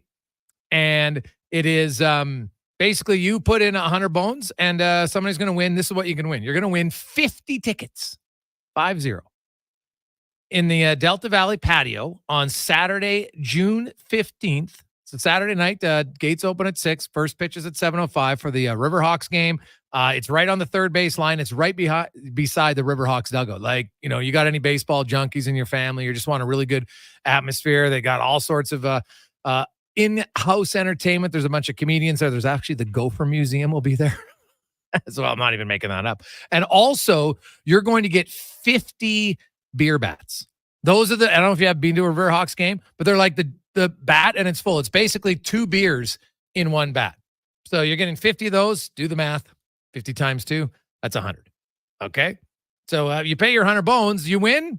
Basically, you're getting a buck of beer, not to mention all the tickets and everything else. So if you want in, you can text in 833-401-1440. And, we're raising money for the Gregor Foundation for Gregor's grad. So thank you very much. So we're halfway done. We got 10 spots in. We have 10 left. So you can text in 833-401-1440. Just text in with your name and we'll reply on where you can make the donation. And we rock and roll. And then once we get all the donations, we'll do the draw. So halfway done. It's a good start. As we welcome to the show, what are we, 1 day away? Season 3 of Shoresy comes out tomorrow. You'll see him on the big screen. Of course, starring as Hitch in season 3. Terry Ryan, our Tuesday and Thursday co-host. TR, how you doing? I'm doing all right. Excited for season 3 to come out, to be honest with you. And it's been a long wait, but I know that for me, there's different reasons, but I'm getting a lot of messages today and everything. And it's a nice day because for me, it's not a nerves anymore, especially when it's already been produced and you're just waiting. But it's like, sharing and it's not just like, I've got to think, it's hockey during the playoffs. You get I think a lot of things come together for me tomorrow. The film world, the acting world, my friends and watchers of the show I'll hear from. So I'm pretty excited. No, yeah, it should be. So now is it 2 episodes come out tomorrow? And then every Friday after that? Is that how it works? Exactly. Yeah. Two tomorrow and every Friday after that. And then a little birdie told me that we might be shooting season 4. Things look pretty good. So we'll have to get those, check the numbers, but I've heard some good things. Oh, season 4. Wow. All right. No, I like it. Hey, it's not season 4, but it is game 1, round 3 tonight. The Oilers and the Dallas Stars. And TR, I know you've looked into it. What do you make of this series? What has you intrigued the most? And what's going to happen? Oh man. Just know I'm trying to figure out what each team's going to bring to the table. It would appear obvious. There's that whole high end versus depth. There's what goalie's going to show up. Or if you say depth, what are you really talking about, right? I'm not really sure. I know that the Oilers have the best power play right now, don't they? Am I wrong? They get the best power play in the playoffs. Yeah, 37%. Dallas is 29, but yes. Yeah. So, I mean, to expect special teams to always be clicking. I'm not saying I expect that, but I do think that the series is going to be broken open by special teams, put it that way. Interesting. Well, the thing is, the Stars just don't take any penalties. So here's my question. If you're the Oilers, how can you get them to take more penalties, right? Like, nobody's doing it. Like, Stars have taken literally 2 penalties a game against Colorado, against Vegas. That's it. 2 a game. The most they've had is 3 once. Yeah. in the playoffs. It's nuts. That's a great. You know what? I didn't explain myself exactly. So I think. Okay, yeah, how are you going to get those power plays, right? Get your head out of the clouds here. I mean, yeah, I think they should literally take them wide, skate them, and I think Vancouver just ran out of gas. But even when Vancouver had all the gas, even in the early, I didn't find they would generate a lot. They'd be in the zone, but I really think Dallas is going to come a bit harder once they're in the zone. So. And that will be an adjustment because, it's easy for me to say get it out quick, but the Oilers are going to have to it's not like Dallas's power play is bad. So they're going to have to play but if it's me, I'm just taking them wide. I'm trying to use my speed. I think the Oilers might have a little bit of speed there that might pose a bit of a problem, especially as the series wears down. But for me, the biggest concern for me is once the start, they're pretty good forecheckers, right? Look at Panthers against Rangers yesterday. Clearly they wanted to get it in behind those D and cycle it and forecheck. And eventually, they're NHL players. It's going to come out and someone's going to put it in. I can see that being a problem for the Oilers. If they play it the same way as they did the Canucks, I didn't think could penetrate. They're smaller. You mentioned the Canadian factor last time. I can't really be, you know what I mean? There's that. I don't know if it's Canadian, but it's the Dallas Stars can really cycle and take it to the net hard with some big players and some players that aren't afraid to go there. So I just think that part's going to be a bit different for the Oilers. If you're the Dallas Stars and, they did a really good job at limiting Colorado's chances off the rush, right? Like Colorado's the best rush team in the NHL and they slowed them down. So if you're Edmonton, how do you ensure that you can still generate off the rush? Like, what do you have to do to avoid having Dallas lock you down? Now, that's a good question. Well, the first thing is that the Oilers, they also play a good chip game, right? They can use their speed without necessarily, winding up and doing the traditional sense, like rushing down the ice and coming at you. 5 players, McDavid, whoever is going to rush the puck, coming with speed and then entering the zone by instinct or hockey ability. I think you could plan it. You could use some chips. There's ways to use your speed and be physical and make those D have to work and forwards, but the D in particular, make them really have to work to deal with your speed. Every time, just, skating it down probably won't do the trick, but there's a way to dump it in. There's a way to forecheck. There's a way to chip the puck that you can still use speed to your advantage. And I think the Oilers, especially now after all of these playoff series, Knobloch knows this. Those guys know it. But McDavid, think about it. When McDavid rushes the puck, he often uses the boards to his advantage. When he's coming up on that last D, he'll chip it off. Now you've got the zone. I think when they do that, now that's where the real work starts for the Dallas D. It's just getting there. So you just have to change it a little. It's a playoffs, so you have to play it like it's a playoffs. A little bit more piss and vinegar. The Oilers, we saw game 6 and 7. They seem to, be a lot more focused, right? That now it was desperation that you couldn't afford to lose a game, you were out, right? And so it does show you that when they want to be focused, they can be really good, right? I would like to think that that's something where I say, hey, let's not get in that situation because no offense to Vancouver, they're not Dallas. And if you get an elimination game, now if it's game 7, it doesn't mean you're going to automatically lose it, but it's just going to be harder if you get down 3-2 or 3-1 or whatever it is in the series, I think, against Dallas than it would be against the Vancouver Canucks. So the Oilers, the goaltending storyline, I think, is always going to be a storyline until Skinner puts together a really consistent start to finish series, right? And he hasn't done that yet in the playoffs in his 4 series, right? He's been pulled a few times. We heard from Dallas, Jake Ottinger got pulled last year 3 times in their playoff run to the conference final. This year, he's been a lot more solid. What do you make of the Skinner factor and how concerned, not concerned, where do you come out on him heading into this series?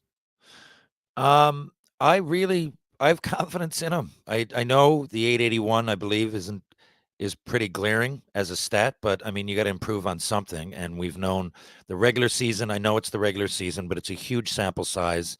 And I don't think it's like, I think with Campbell, the pressure kind of got to him a little bit at times. I don't see Skinner. I see him much more level-headed, much more in the vein of Carey Price. So I think Knobloch came out recently and said, even if we had left him in, I still have confidence he would have done the job.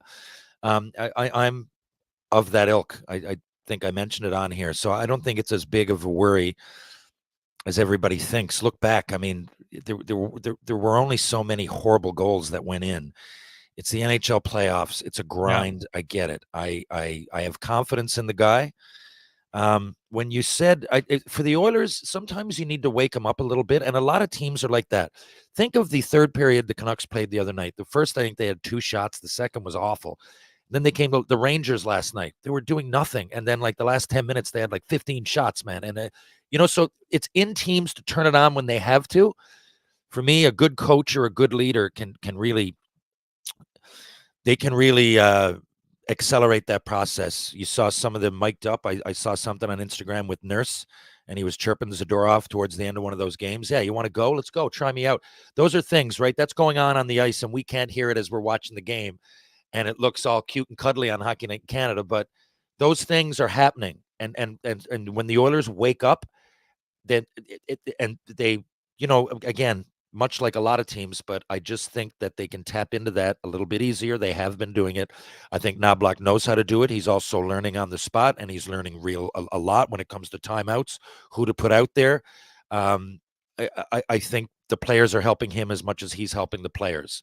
But they do, however it is that they got to just get ready. Vander Kane's a great example. When he's woken up, there's not many players that are more dangerous at this time of year. You just got to wake them up. Quick break. We'll return. Jason Gregor, Terry Ryan with you on Sports 1440. Coming up, hey, we're going to hear from a few people that you know quite well. We'll hear from the former captain of the Edmonton Oilers, Jason Smith. Also, we'll hear from Ron Lowe on The Gregor Show, presented by PlayAlberta.ca. At McDonald's, we know summer can go by quickly, so make the most of all the park hangs, beach days, sunsets, and festivals. Whew. With a $2 plus tax sundae or snack-sized milkshake, or an app-exclusive $1 plus tax soft serve cone. At participating McDonald's restaurants in Canada, prices exclude delivery. App download and registration required. Hi, Brad McCory here. It's May, and that means it's time for our biggest sale of the year. We're practically giving away. Take our 2023 Ram 1500 Classic that was $59,000. Now, just $44,000. Yes, we're giving with savings up to $15,000 and an available 0% financing for 60 months on our new 2024 Ram 1500 Sports. We really are giving away. Hey, why do you keep bleeping me? I was just saying we were giving trucks away during our biggest sale of the year. Head up the trail and see how easy it is to do business at St. Albert Dodge. Well, get ready for a silly hockey fan. Your partner in power just skated onto the ice. EWEL.ca, the new e-commerce website for electrical wholesalers Edmonton, is ready for the power play 24/7, 365. UL skates to where the puck will be in 5 years. Now that's forward thinking. Killer selection, slamming products from the best brands, and legendary service. Don't sit on the bench. Get your account today at EWEL.ca and win that project. Plug into your partner in power. Get an EWEL.ca account today. Hey, Edmonton, ready to power up your projects with unbeatable strength and efficiency? Step into Edmonton Kubota, where our massive inventory meets all your needs. From rugged tractors and loaders to nimble mowers and utility vehicles, we've got the machines that work as hard as you do. And guess what? This month, we're rolling out exclusive deals that'll make your heart race faster than our engines. Drive down to Edmonton Kubota or visit EdmontonKubota.com to discover how we can boost your efficiency, productivity, and fun. Edmonton Kubota, powering your passion with every turn of the key.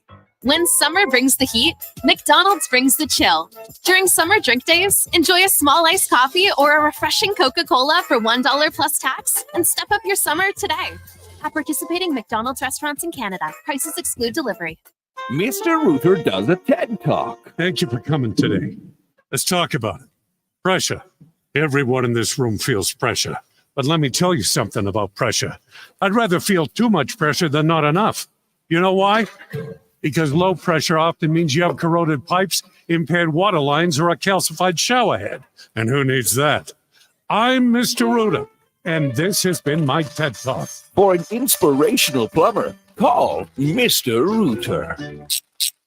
Experience more at the Edmonton Expo Center. Come for Canada's largest trade show, the biggest names in entertainment, exhilarating sporting events, and more. Stay for the experience. But it doesn't end there. Maximize your brand exposure with Edmonton Expo Center's new cutting-edge feature screens, spanning Western Canada's largest venue space. Captivate an annual audience of over 1 million visitors during iconic events like Pro Rodeo, Disney on Ice, Glow, K-Days, and so much more. To learn more, call 780-660-0514 or visit EdmontonExpoCenter.com today. Gather around the radio, kiddies, for the best time of day. It's Oodle Noodle time. Listen in this week as your noodle hero battles the barbarous Bobby Burger. Now sing along. You know the words. Oodle Noodle time.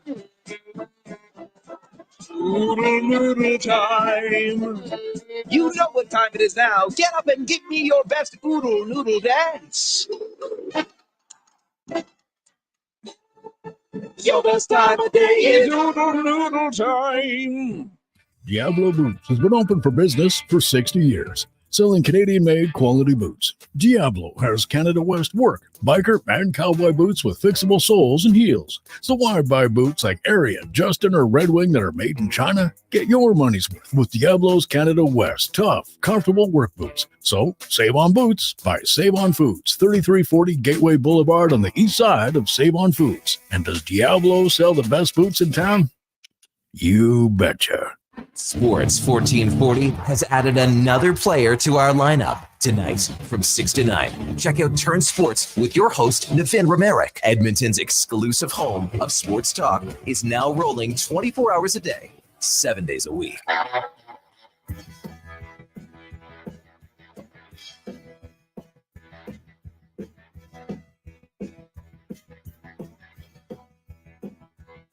It was a beautiful day. Sun.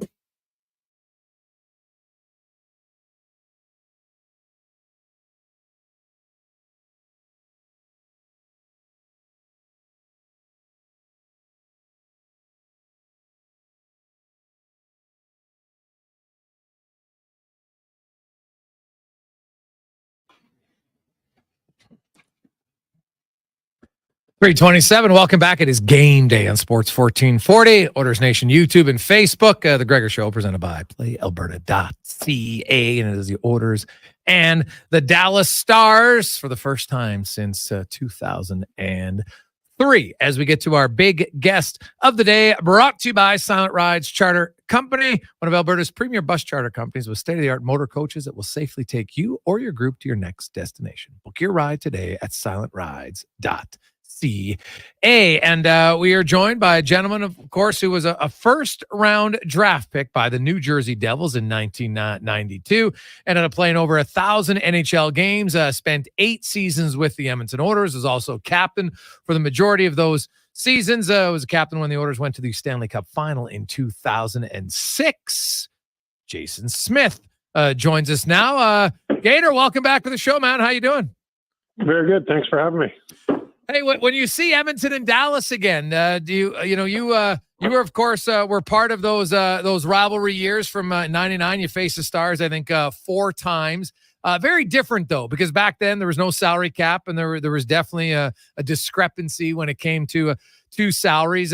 Like when you went against them all the time, did you feel like a noticeable underdog in those series, and was it at all more of a challenge knowing that, man, these guys got like twice the payroll? Well, I think getting to the playoffs in that league is hard enough as is, and then getting into the matchup on who you're playing against, you have an opportunity, no matter how challenging it might be. But we always felt that we've been playing playoff type games always leading up into that stretch. They were one of the top couple teams in the division, and we were always fighting for that 6th, 7th, 8th type spot. And when we got to the point of playing them in the series, we knew we could play against them. It was just a matter of whether we played well enough and got good enough goaltending, and everybody played at the top of their game that we could really give ourselves a chance to win. But we didn't have a lot of success. But I think the series is all along against Dallas were pretty exciting for the fans to watch. That's for sure. So you just wrapped up the season coaching, of course, in Lee Valley with the Phantoms. So I don't know how much NHL hockey you're watching or not, but now that your season's over, do you watch a lot of the playoffs still? You know what? I catch bits and parts of a lot of different games. I very rarely will watch a game from start to finish, but I have been keeping an eye on it, and obviously through our first couple rounds in the playoffs that we were playing, there was some down nights between the series, and obviously if hockey's on TV, there's probably a chance that if you're on the road, the coaching staff sitting around watching it and relaxing a little bit, and that's what we would do. But I didn't watch a lot of games from start to finish, but definitely kept the pulse of what was going on for sure. Jason, 05-06, you guys go on that huge run. You couldn't have played any more. You went all the way to Game 7. Before that, you'd had a successful career, but only a handful of playoff games the odd year. So to play that many, a couple of years later, you're in Philadelphia. You guys went on another run. What did you have to tell the guys in Philly? What stands out from that long run the most? Was it physical, mental adversity, injuries, playing through it, fans playing through it? What stands out as a defining characteristic of going that far in the playoffs? What do you need to do?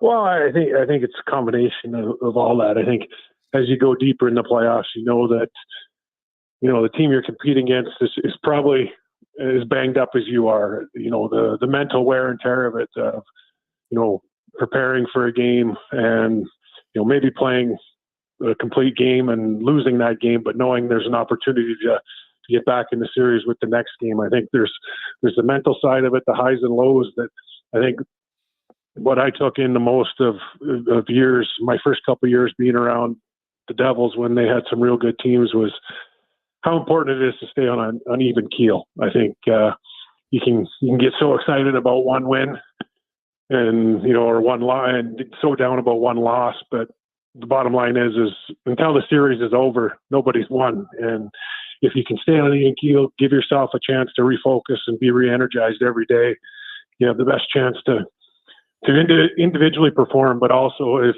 your team's on an even keel, chances are your team's not riding the emotional roller coaster of the highs and the lows. That your team can have success. I think just the wear and tear and the reality that I think the message to when I got to Philly after being to a long run 2 years before with the Oilers was, I said, really embrace the challenge and the opportunity, because I'd played pretty much almost 1,000 games in the league at that time, and had only really had one real long run with the Devils when I was a young player. The next year they won to the final, but I blew my knee out, didn't play, and they won.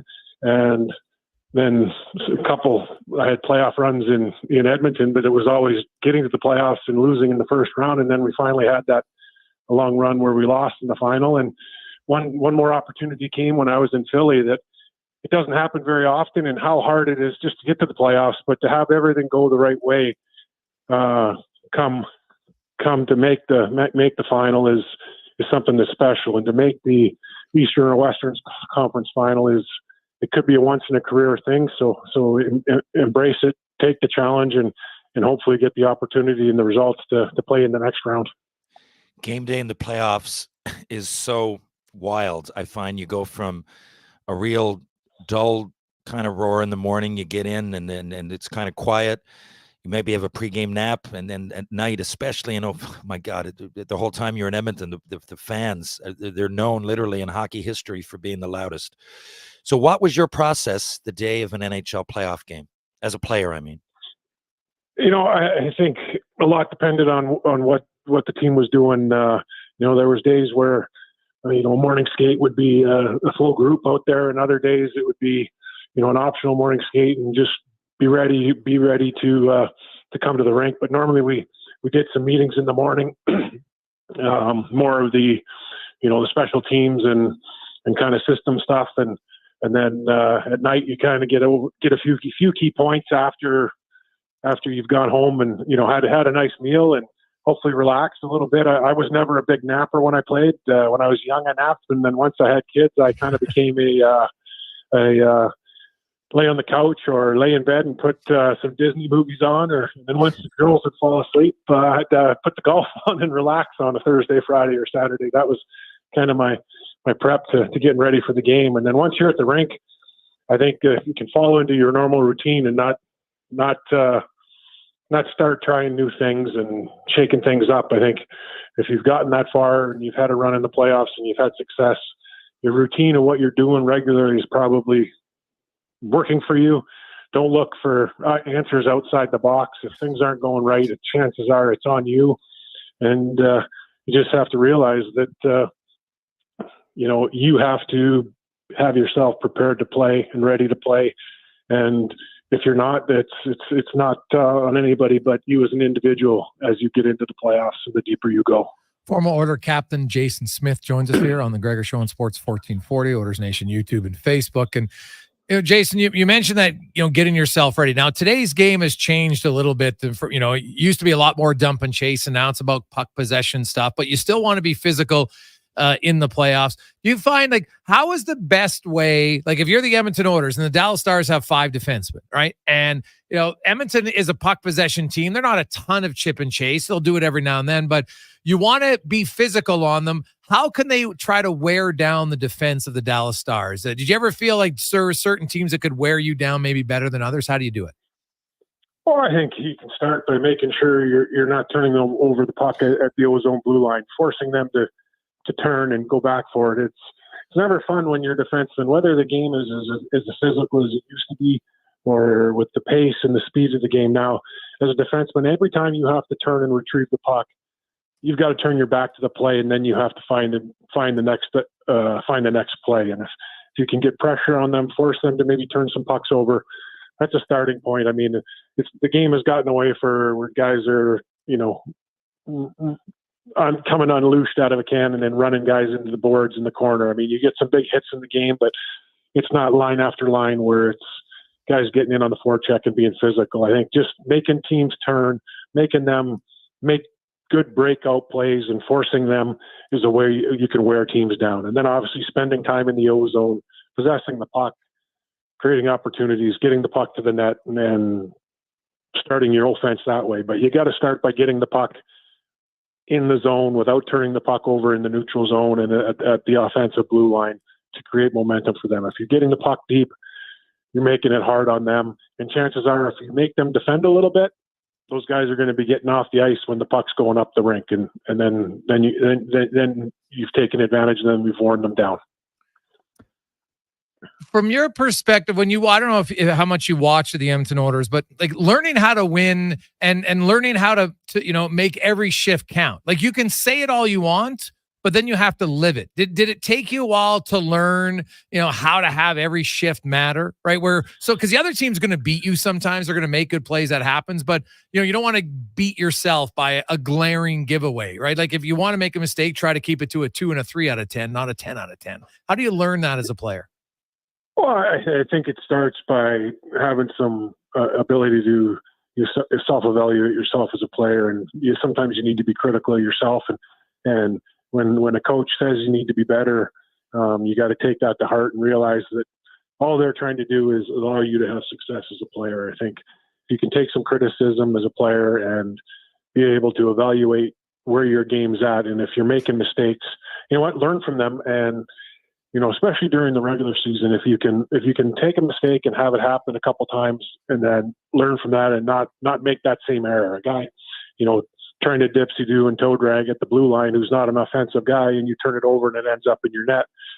And then 2 games later you do it again and it ends up in your net. Well, maybe you should realize that you're not a guy that can dipsy-do and toe drag and make those plays, and maybe just chipping it in behind or making the safe play is the play you need. If you can learn from that, and then when your team has trust in the system and the structure they have, a lot of the times one mistake isn't going to cost you a goal. It might cost you an opportunity or a shot at the net, but generally somebody within your structure and your system is going to be there to help for that mistake. When one mistake turns to 2 and 2 turns to 3, chances are it's a grade A chance, and you might be pulling the puck out of your net and going to the bench to sit down with a minus. But within the structure and the system that most teams play, they're allowed a small mistake, not a glaring mistake of throwing the pizza up the middle of the rink. Yeah. Those are the mistakes you want to get away from. But if you're making mistakes through your system and your structure that are that are part of the game. Very rarely you can say to a team has played a perfect game. There's always a mistake within the game, but a lot of people don't even know that it was a mistake because somebody was there to cover it up. And that's one thing is if the D can get the puck moving out of your zone and not be making cross ice passes that are getting picked off and, giving guys opportunity, if you can get that puck through the neutral zone and not turn it over where somebody's got a good stick and poaches a puck and goes down and scores, or you're a D-man at the offensive blue line and you fire it into the guy's shin pad and it's a breakaway. That's playing the game, but those are the ones where those mistakes hurt because there's nobody in the way other than the goalie to help you. And if you get great saves, sometimes your goalie can steal you a game. I can remember a few times the year we went to the finals where Roley made some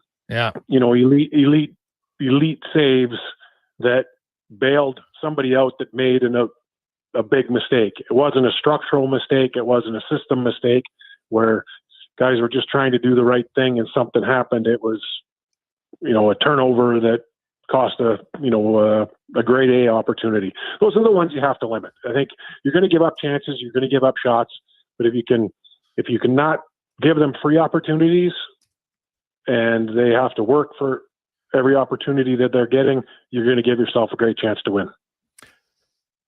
Jason, great stuff, man. Quickly, you've coached in the NHL. You've been, assistant coach there, head coach in the WHL, assistant coach in the AHL. What have you found was like the biggest learning curve for you as a coach?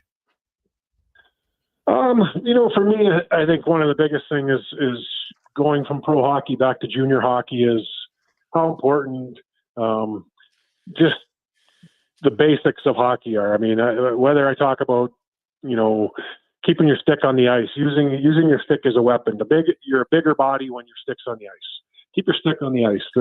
Work in the rink from the inside the dots out, and that's the teaching stuff that is really a part of junior hockey and as well down in the American League. That a lot of young players now kind of have a lot of skill, a lot of different aspects of their game, the shooting the puck, the skating fast, but a lot of guys are missing some of the details on how important positioning is. Well, like I said about your stick on the ice, D-man, scan the ice when you're following the play up, and then you got a rush coming back at you. Do the math, see how many guys are coming, see how close your nearest back checker is, and just reading the game and learning the game that way is, I think, between working at the NHL level, a lot of those guys have figured out a lot of the habits. Do they always make the right decisions? No.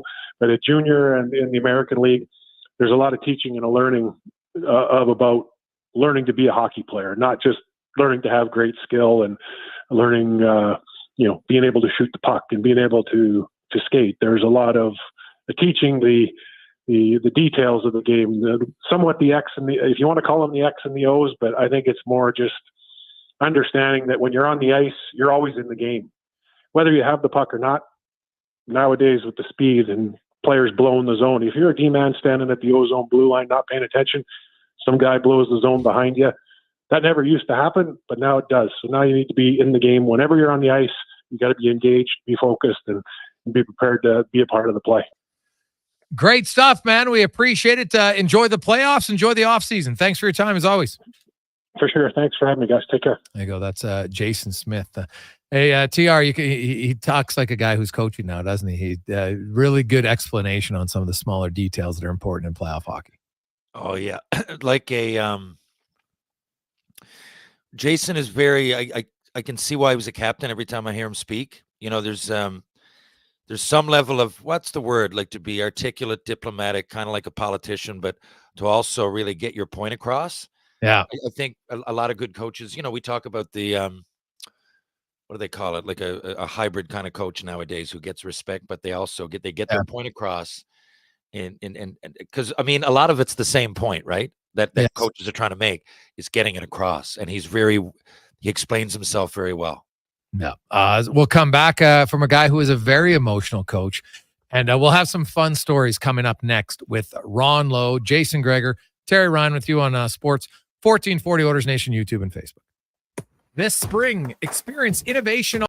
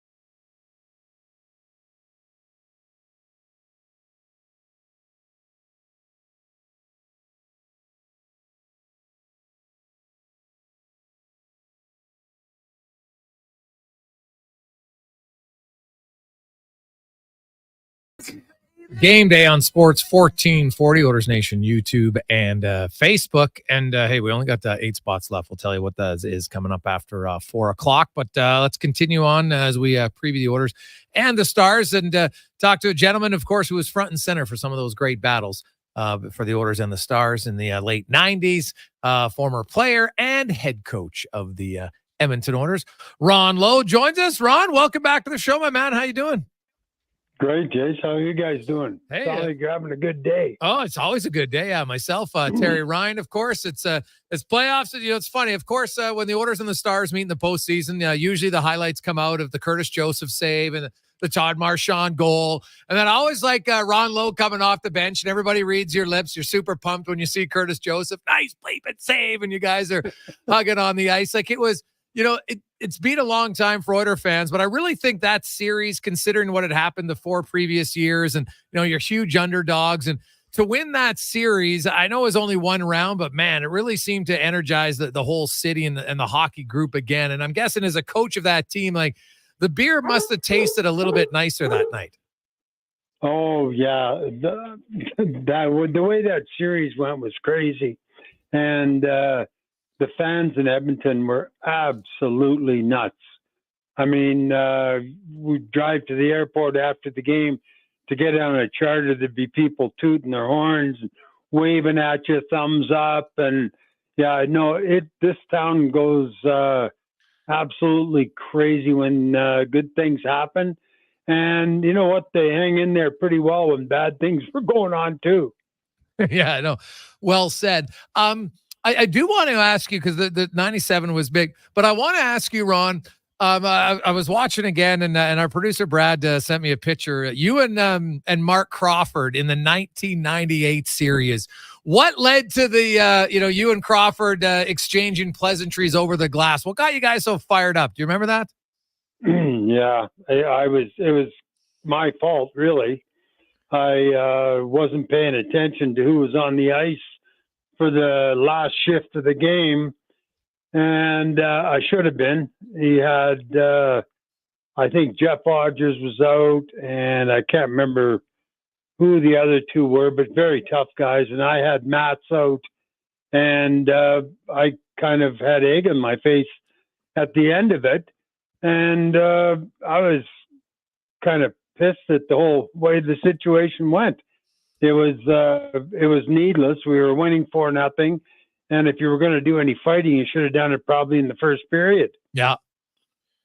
Okay, so yeah, you didn't appreciate that. So in hindsight, you would have put like Bucky out, is what you're saying? Yeah, I would have. I would have put Bucky out. I would have put Luke Richardson out. I would have put Dougie Wade out, for God's sake. I would have put.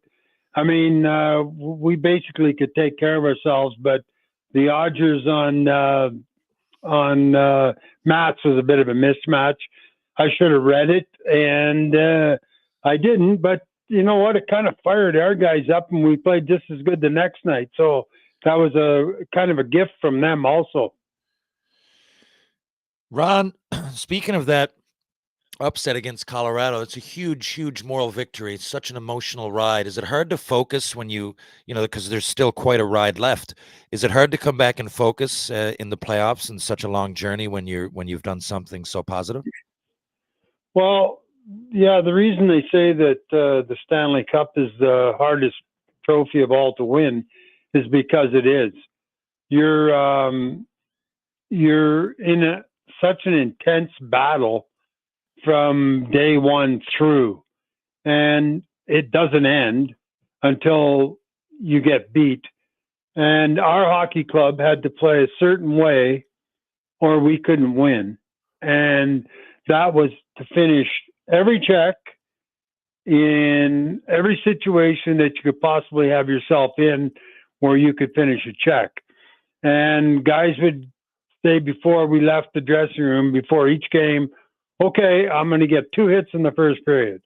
And that was kind of our goal, because if we didn't slow them down, we weren't going to beat them.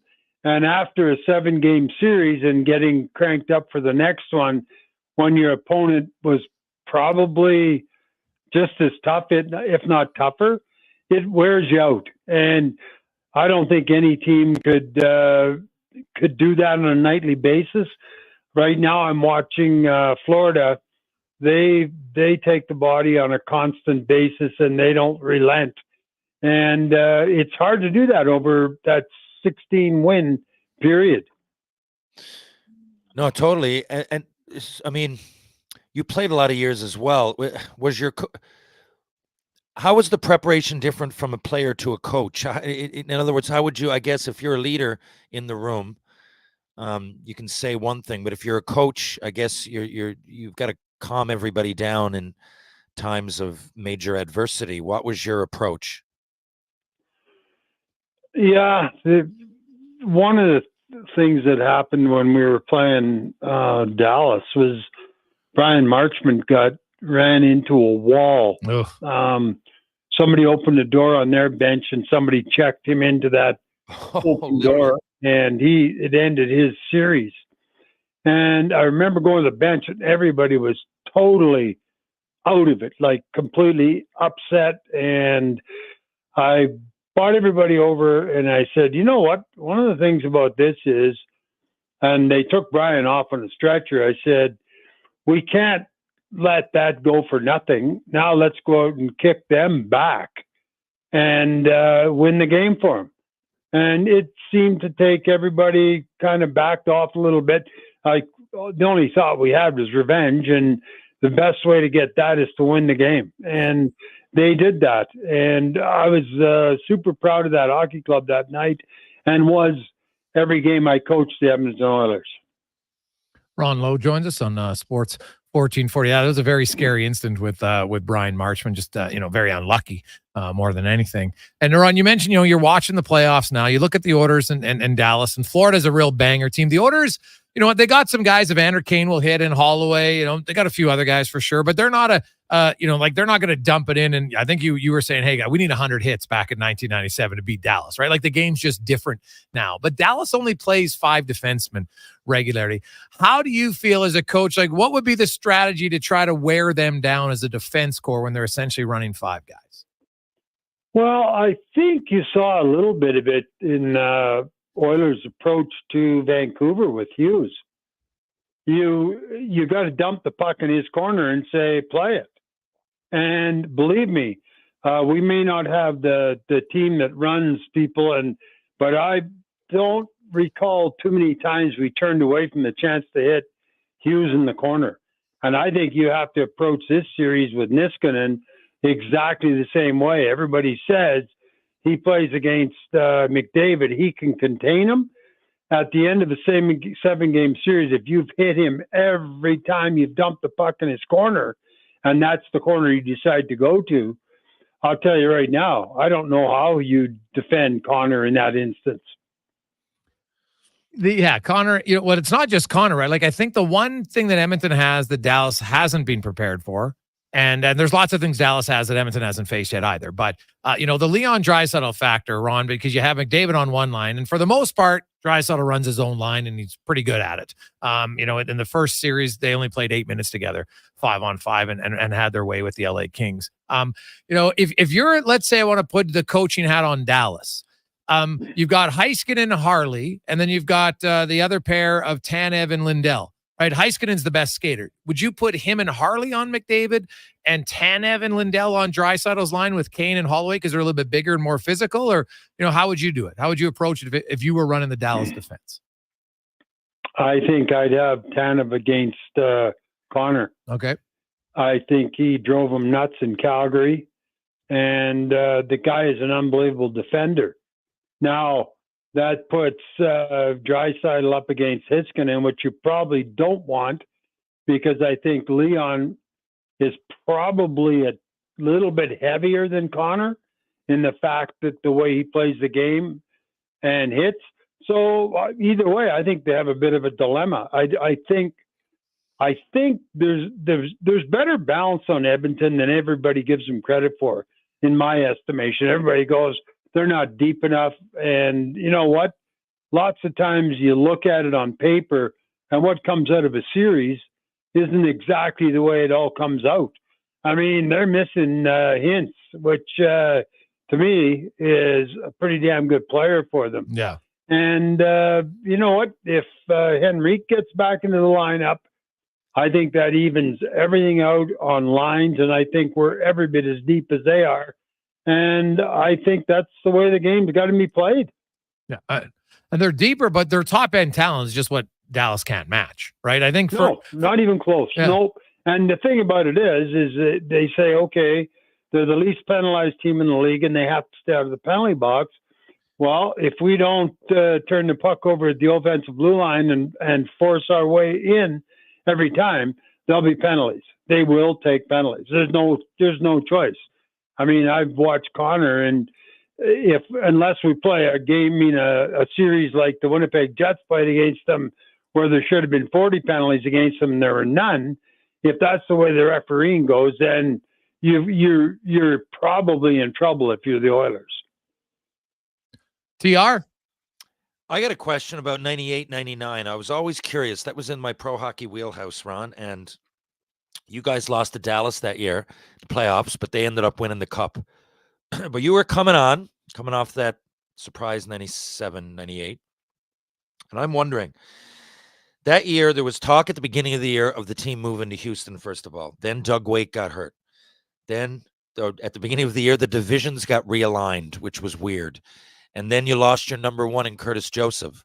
So losing to Dallas that year, I don't remember really watching the first round. Did Dallas play phenomenal? I mean, I know they must have played well to beat you guys, but was it as much distractions off the ice, or did you guys just roll with those? But it seems to me, of all the years that I played pro, I remember looking at it that year with the Oilers and going, man, that's a lot of adversity. Did you guys feel those distractions?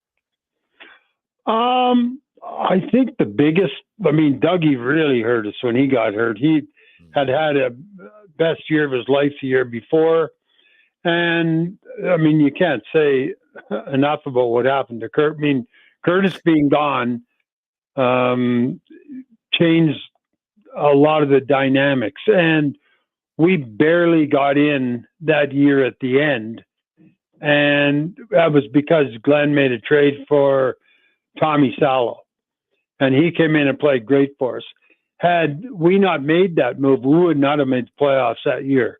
And I contribute that a lot. We had a lot of the same players back, but Dougie being hurt was definitely, you know what? It's not a distraction. It's just a bloody fact. Yeah. You're not as good if you don't have your best player. You're not. And you're doubly not as good as you don't have a goaltender that can actually win you games. And that year, I think we had Stolinkov and Bob Asenza. Nothing against either one of them, but probably neither one of them was an actual number one. Yeah. If you don't have that, it's tough to win. Ron, enjoy the playoffs. Who do you like in the series? Hey, my money's going on the Oil. I can't see. I can see why all the pundits are saying the opposite direction, but I also see Vegas going, it's 50-50. And if that's a call from Vegas, then we'll see what happens. Well, Ron, enjoy it. It's always great to catch up with you, man. Have a great day. Yeah, thanks for having me, Jason. We'll talk to you. You betcha. That's Ron Lowe, one of the genuinely nicest guys. TR, have you ever met Ron Lowe? Because, he is an absolute beauty of a guy. No, I never have. I've heard it from it's one of those guys I've never heard a bad word about. Oh, yeah. No, he's a good. Now, you got a great story with it. Well, it ties into something that happened to him that happened to you. We're going to get that in the next hour, but we'll return. We're going to get to Mike Rupp. Give us his thoughts on the Eastern Conference Final that started last night, and of course, his thoughts on the West Conference Final. And we'll update you on our fun little auction item today that, hey, we're down to only 7 spots left. So we'll update you on that. But first, Declan Kruger and a Sports 1440 update brought to you by Fountain Tire, where now until June 8th, you can get $200 off any group of tires, including Goodyear's, right now at Fountain Tire. Book your appointment, fountaintire.com. This is a Sports 1440 update.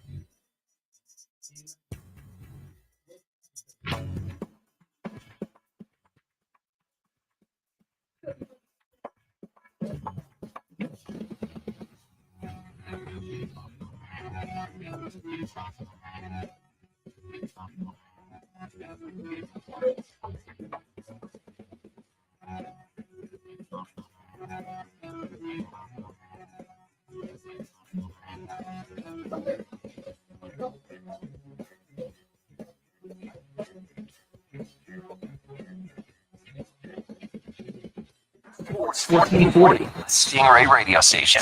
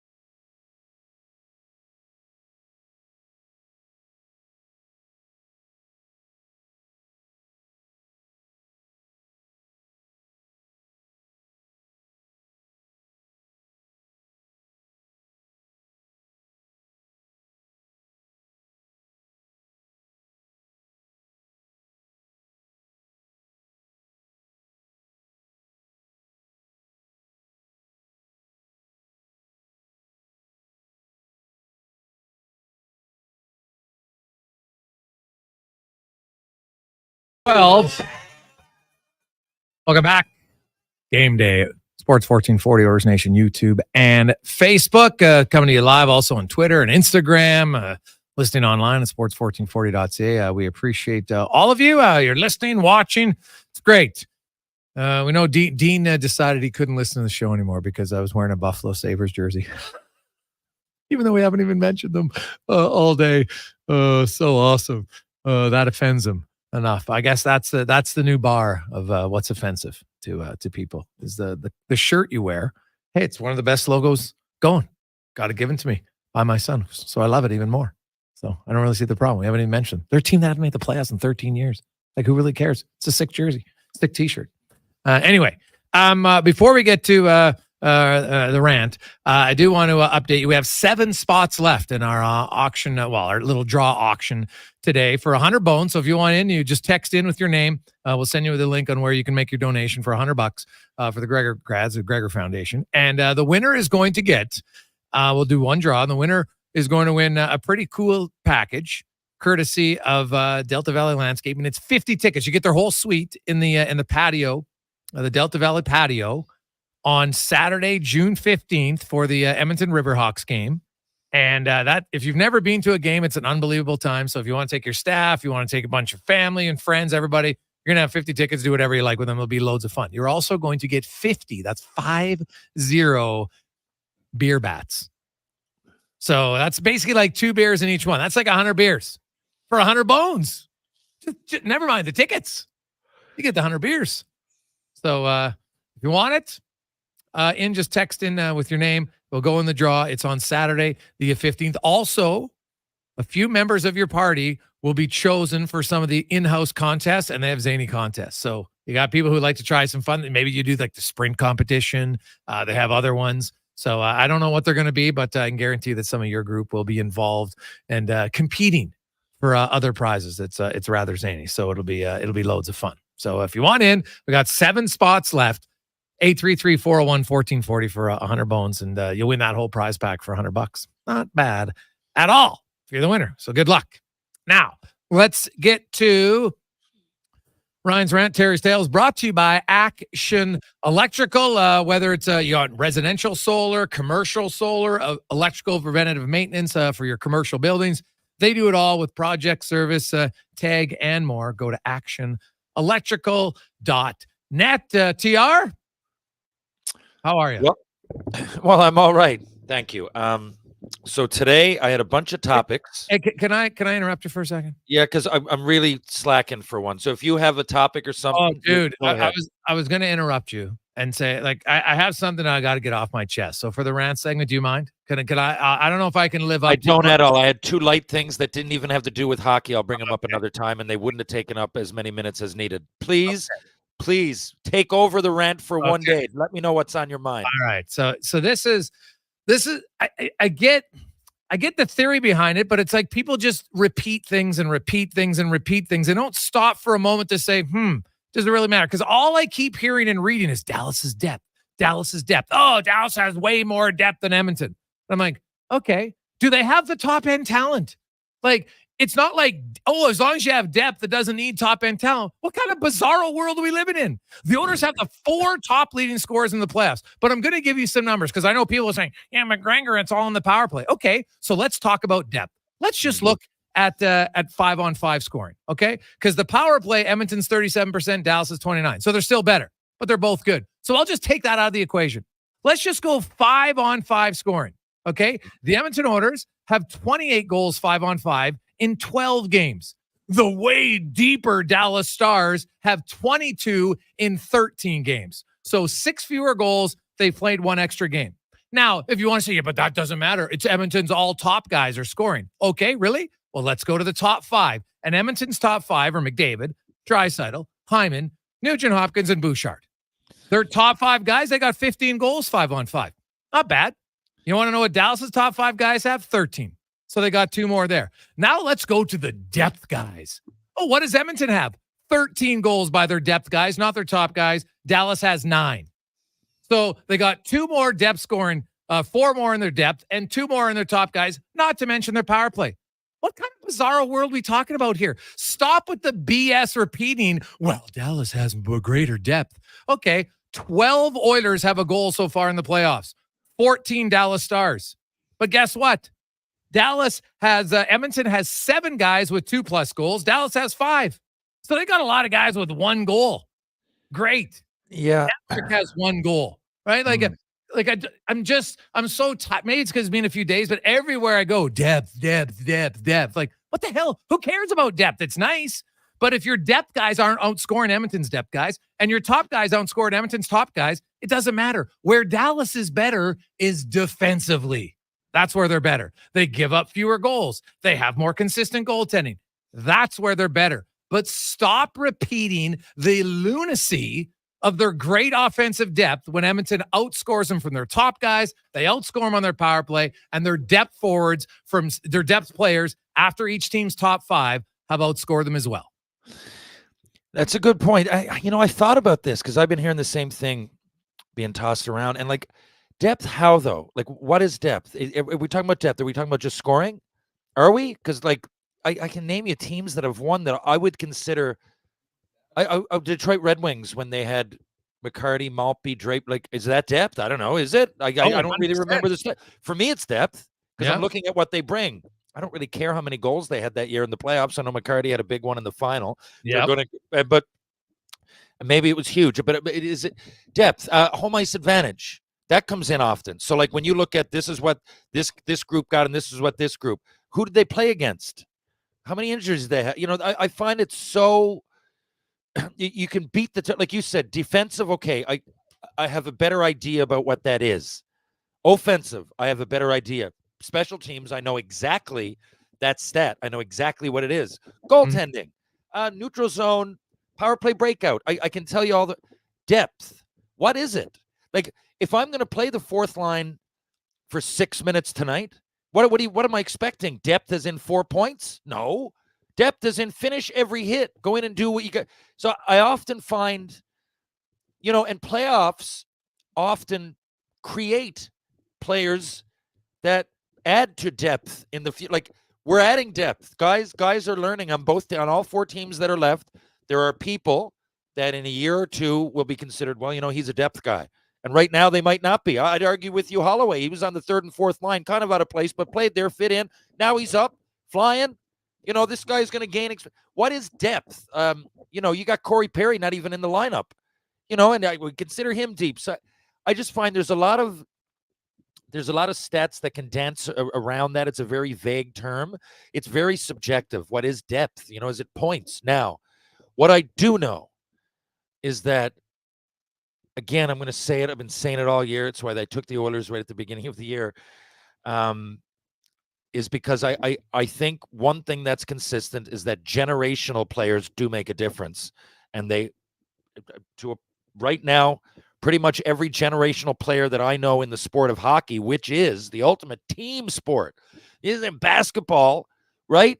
Where one player can really influence it. You could go through your whole career. I could say Eric Lindros, I don't know, Marcel Dion, that don't have cups, that were dominant when they played and some of the best ever during their primes. But for the most part, the cream rises to the top. I will use Sidney Crosby again recently. If we're 6 years from now and Connor Bedard is in the semifinal against Colorado or whoever, and he's in the same position, I'll probably say the same thing. It's a generational player.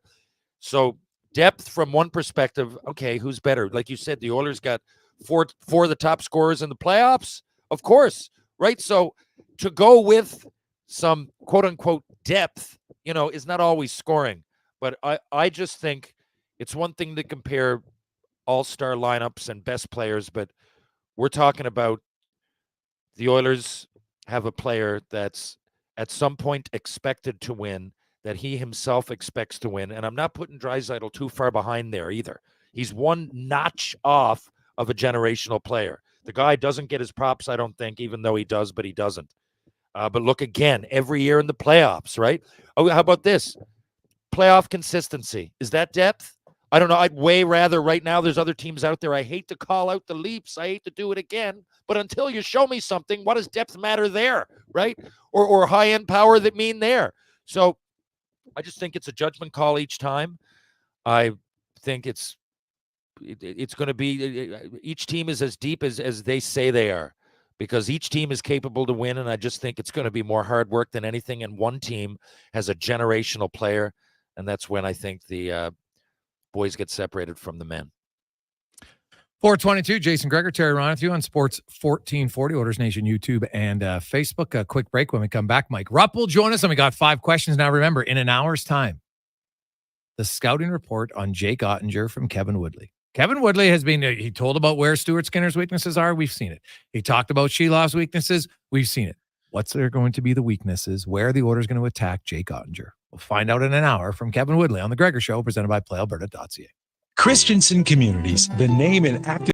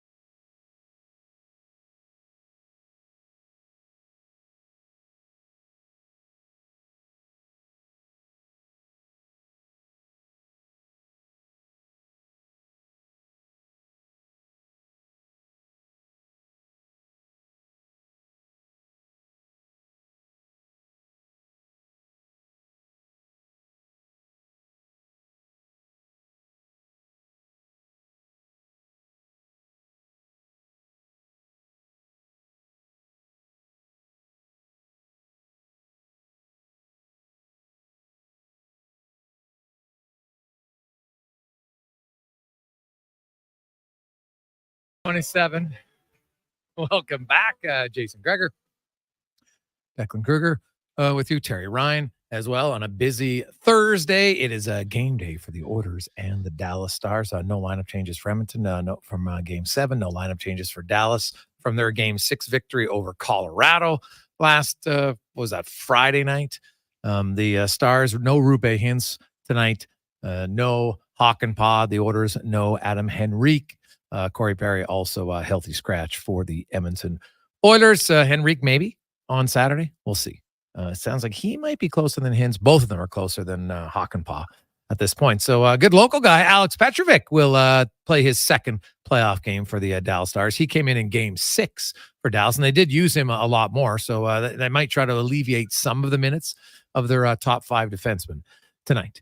Now let's go in the room, brought to you by Next Gen Transportation, heavy haul transport provider, 100% locally owned and operated, and proud to support numerous youth sports teams and charities. It's nextgentransportation.com. Stanley Cup winner, former NHLer, ace analyst on the NHL Network, Mike Rupp, joins us. And Rupper, last night, Rangers, Panthers, you know what, wasn't like there was times where there was not a lot happening in that game. Like, my goodness, in the second period, the Ranger fans were so desperate to cheer for something. When one of their guys delivered a hit and fell, they still cheered. So what did you make of that? And what do you make of the, what are they calling the Rempire State Building? Do they need to get him in just to try to add a little bit more oomph against a team that likes to grind it out? Yeah, I mean, I thought it was a perfect road game and to open up in the opponent's building for the Florida Panthers. I mean, you're going in MSG. I thought they played their hard game. Right, they're going to forecheck. They're going to play physical. They got timely goaltending from Sergei Bobrovsky. They just kind of seem to suck the energy out of the building, and that's kind of what that team is capable of doing. Is just there's not much discrepancy from game to game with the Florida Panthers. They played kind of the same style, and last night's what I expected them to do. The Rangers didn't get a ton of shots, but they got some quality looks, and Sergei Bobrovsky was there, or they had a couple that they rang off the post. With all that being said, there was a bit of a lull in that building. It seemed to be a little quiet for an Eastern Conference final Game 1. I would have liked to have seen Matt Rempe in the lineup for that purpose. Not necessarily to go out there, and he's not going to. I don't think the days of strike and fear. No one's going to be afraid to play the game. I think it's more just he brings energy, and they needed some infusion of energy last night. They had a few forwards that played under 10 minutes, so I'm thinking, why not have those 7-8 minutes go to Matt Rempe? He's been pretty good with them as far as injecting energy when he's in the lineup. So, you look at the Panthers, they win that game. Bobrovsky, when he was tested, was very good. And, it was a 1-0 game. The Rangers have kind of the own goal to make it 2-0. It's pretty much lights out Irene at that point, Rupper. But Florida, after the game, Kachuk and others were like, man, we didn't really like our game. Like, yeah, we won. We're happy. But, what did you make that? Does that make it even more concerning for the Rangers that Florida won and wasn't really happy with how they played? Yeah, I mean, I think that's something that you don't want to hear if you're a Ranger player. Hopefully, you stay away from any media right now and not listen to those things, because I feel like they thought that they had their hands full in that game. The Florida Panthers, if they continue to play the series 5-on-5, they're going to win the series. Like they're going to. If you could limit the Rangers to 3 or less power plays, I think you've given yourself a great chance of winning the hockey game. Especially with, like you mentioned, Sergei Bobrovsky, the goaltender that you have that's making the saves he should. I think that is something where the Panthers could continue to probably play better. I think the Rangers certainly have better, but as long as the Panthers are disciplined and they don't take penalties, which is easier said than done. I mean, they're the most penalized team in the NHL this year. So you've got to really kind of pick and choose your spots and the way you're going to react. But, I thought it was very well executed by the Panthers in Game 1. Rupper, if I'm coaching the Rangers, I'm probably going to make some changes. I probably would go with Rempe. But what about, is anybody talking about Blake Wheeler? He's a guy 6'5". He's a big body. I know he's towards the end of his career, but he's got experience, probably played a little bit poised as opposed to a younger player. Are we hearing anything about him coming into the lineup? Yeah, I mean, certainly hearing that name kicked around. I mean, Blake Wheeler, you're talking about a guy who's been around a long time. TR, like you mentioned, he's brought in here for a purpose, for a reason, and he can kind of move around your lineup however you want to use them. I wonder if, there's still some concern because of the nasty nature of the injury, like what that's going to mean, what it's going to look like. But that kind of brings me back to what I was saying before. Is like, I don't know, maybe it's just one game. But there's I think 3 or 4 forwards that are playing under 10 minutes. So again, if you want to make changes, I think you can do that without really disrupting too much. I think it's only gonna, I don't think it's gonna get worse. They didn't have much going in the depths of their lineup, and I think that shows from the minutes played. So why not kick some Blake Wheeler's way and see if the veteran can come through for the boys? Were you surprised at the Sheldon Keefe hiring by Jersey? No, I wasn't surprised. I'm actually really interested in seeing how this plays out. I think Sheldon Keefe, and I mentioned it on here before, Greg, like, I played against that guy in the OHL.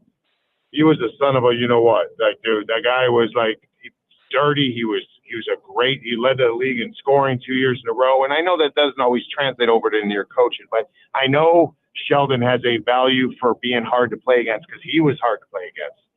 I think he brought that to Toronto the last 2 years that started to kind of turn, and this team was more difficult to play against. I'm wondering now that he comes to New Jersey if he can lean into that a little bit more. Because this is a team that we've seen, and I think in the NHL ranks, it's kind of deemed an easy team to play against.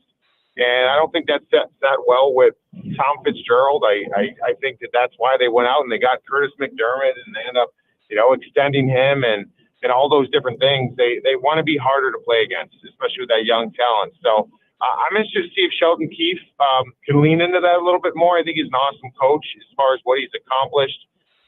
It was his first NHL coaching gig. So let's see, second time around, if he can make some adjustments, and let's see if he's allowed to make some of those adjustments as far as having some opinions on the player makeup. Mike Rupp joins us on Sports 1440, Oilers Nation, YouTube, and Facebook. Rupper, we get to the Western Conference Final tonight. It's the Stars and the Oilers. No Rupe Hintz for Dallas. I think that's a little bit of a break here for Edmonton. Adam Henrique's important to their team, but not as important, I think, as Rupe Hintz to the Stars. So I think that makes it even a little bit more urgent for Edmonton to want to win this game. Although I don't know how you pick a winner in this game. The Stars have lost their last 6 game ones. The Oilers are 1-6 in their last 7 since 2022. And these are teams that have played the second and I guess fourth most for Dallas games in the playoffs the last few years. Like, they've been successful, but both teams struggle for whatever reason in game 1. Yeah, it's a strange stat when you see it, right? And I saw that today, and I didn't realize that with Dallas. In game 1s, we clearly know we're very important. I feel like you nailed it. It feels like game 1, it's the one, if you want to call it a steal, and the opposing team's building, whatever you want to call it. I feel like we see that happen a decent amount of times where, you kind of get someone coming in and maybe just kind of punch them in the mouth right off the hop and steal a game out of their building. And I could see that happening for Edmonton in this. And it almost, because Rupe Hintz is out, it almost feels like you got to take advantage when you can.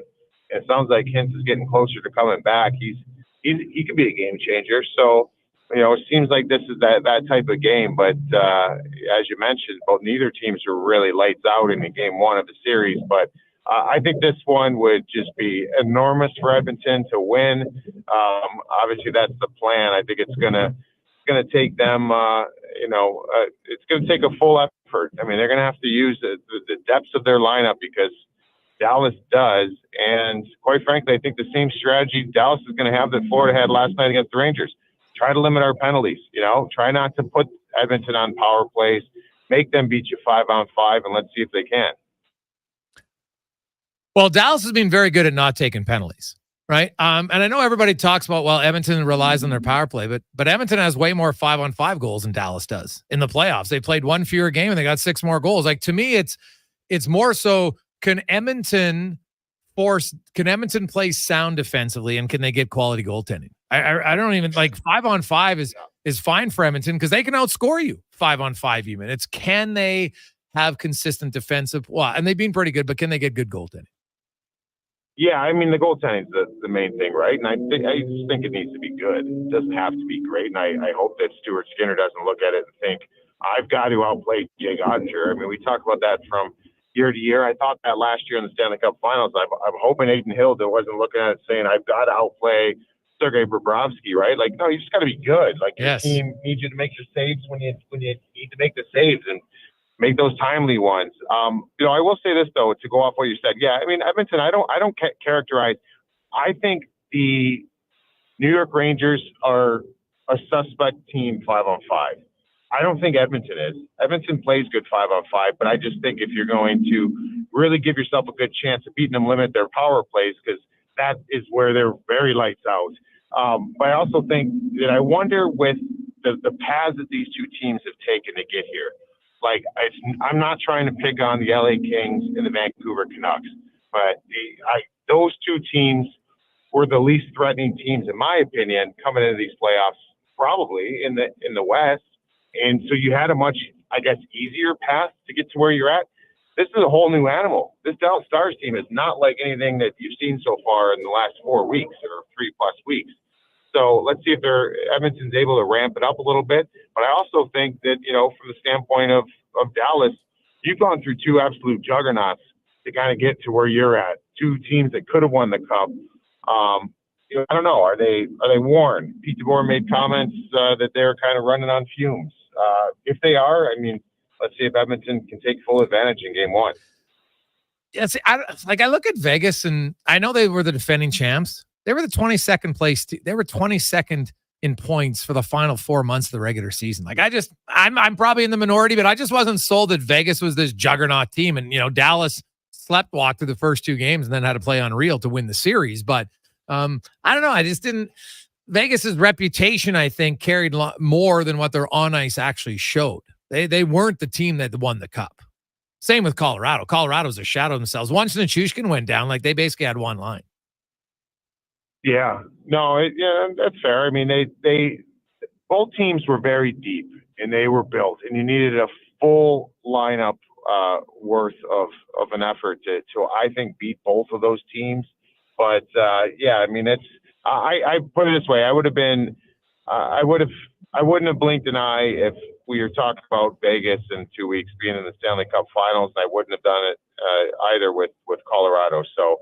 It seems like a pretty tough path, but but you're right. I mean, it wasn't Vegas of last year, and Colorado, yes, when Val Nichushkin went down, I think Dallas did a lot of things against Colorado that I didn't think a team can do, and so maybe that's for them similar to what you're going against the Edmonton Oilers. Like you've had star power, like they faced that last round, so we'll see. Maybe they feel like they got a good grasp on how to handle Connor and Leon and company, and it's a tall task, though. One last one. Give me your thoughts. Who do you like in the series? I got Dallas. I had them winning the cup. I had them at the beginning of the playoffs winning the cup, so I'm going to stick with that. I mean, they haven't given me reason to think otherwise. Jake Ottinger's gotten stronger.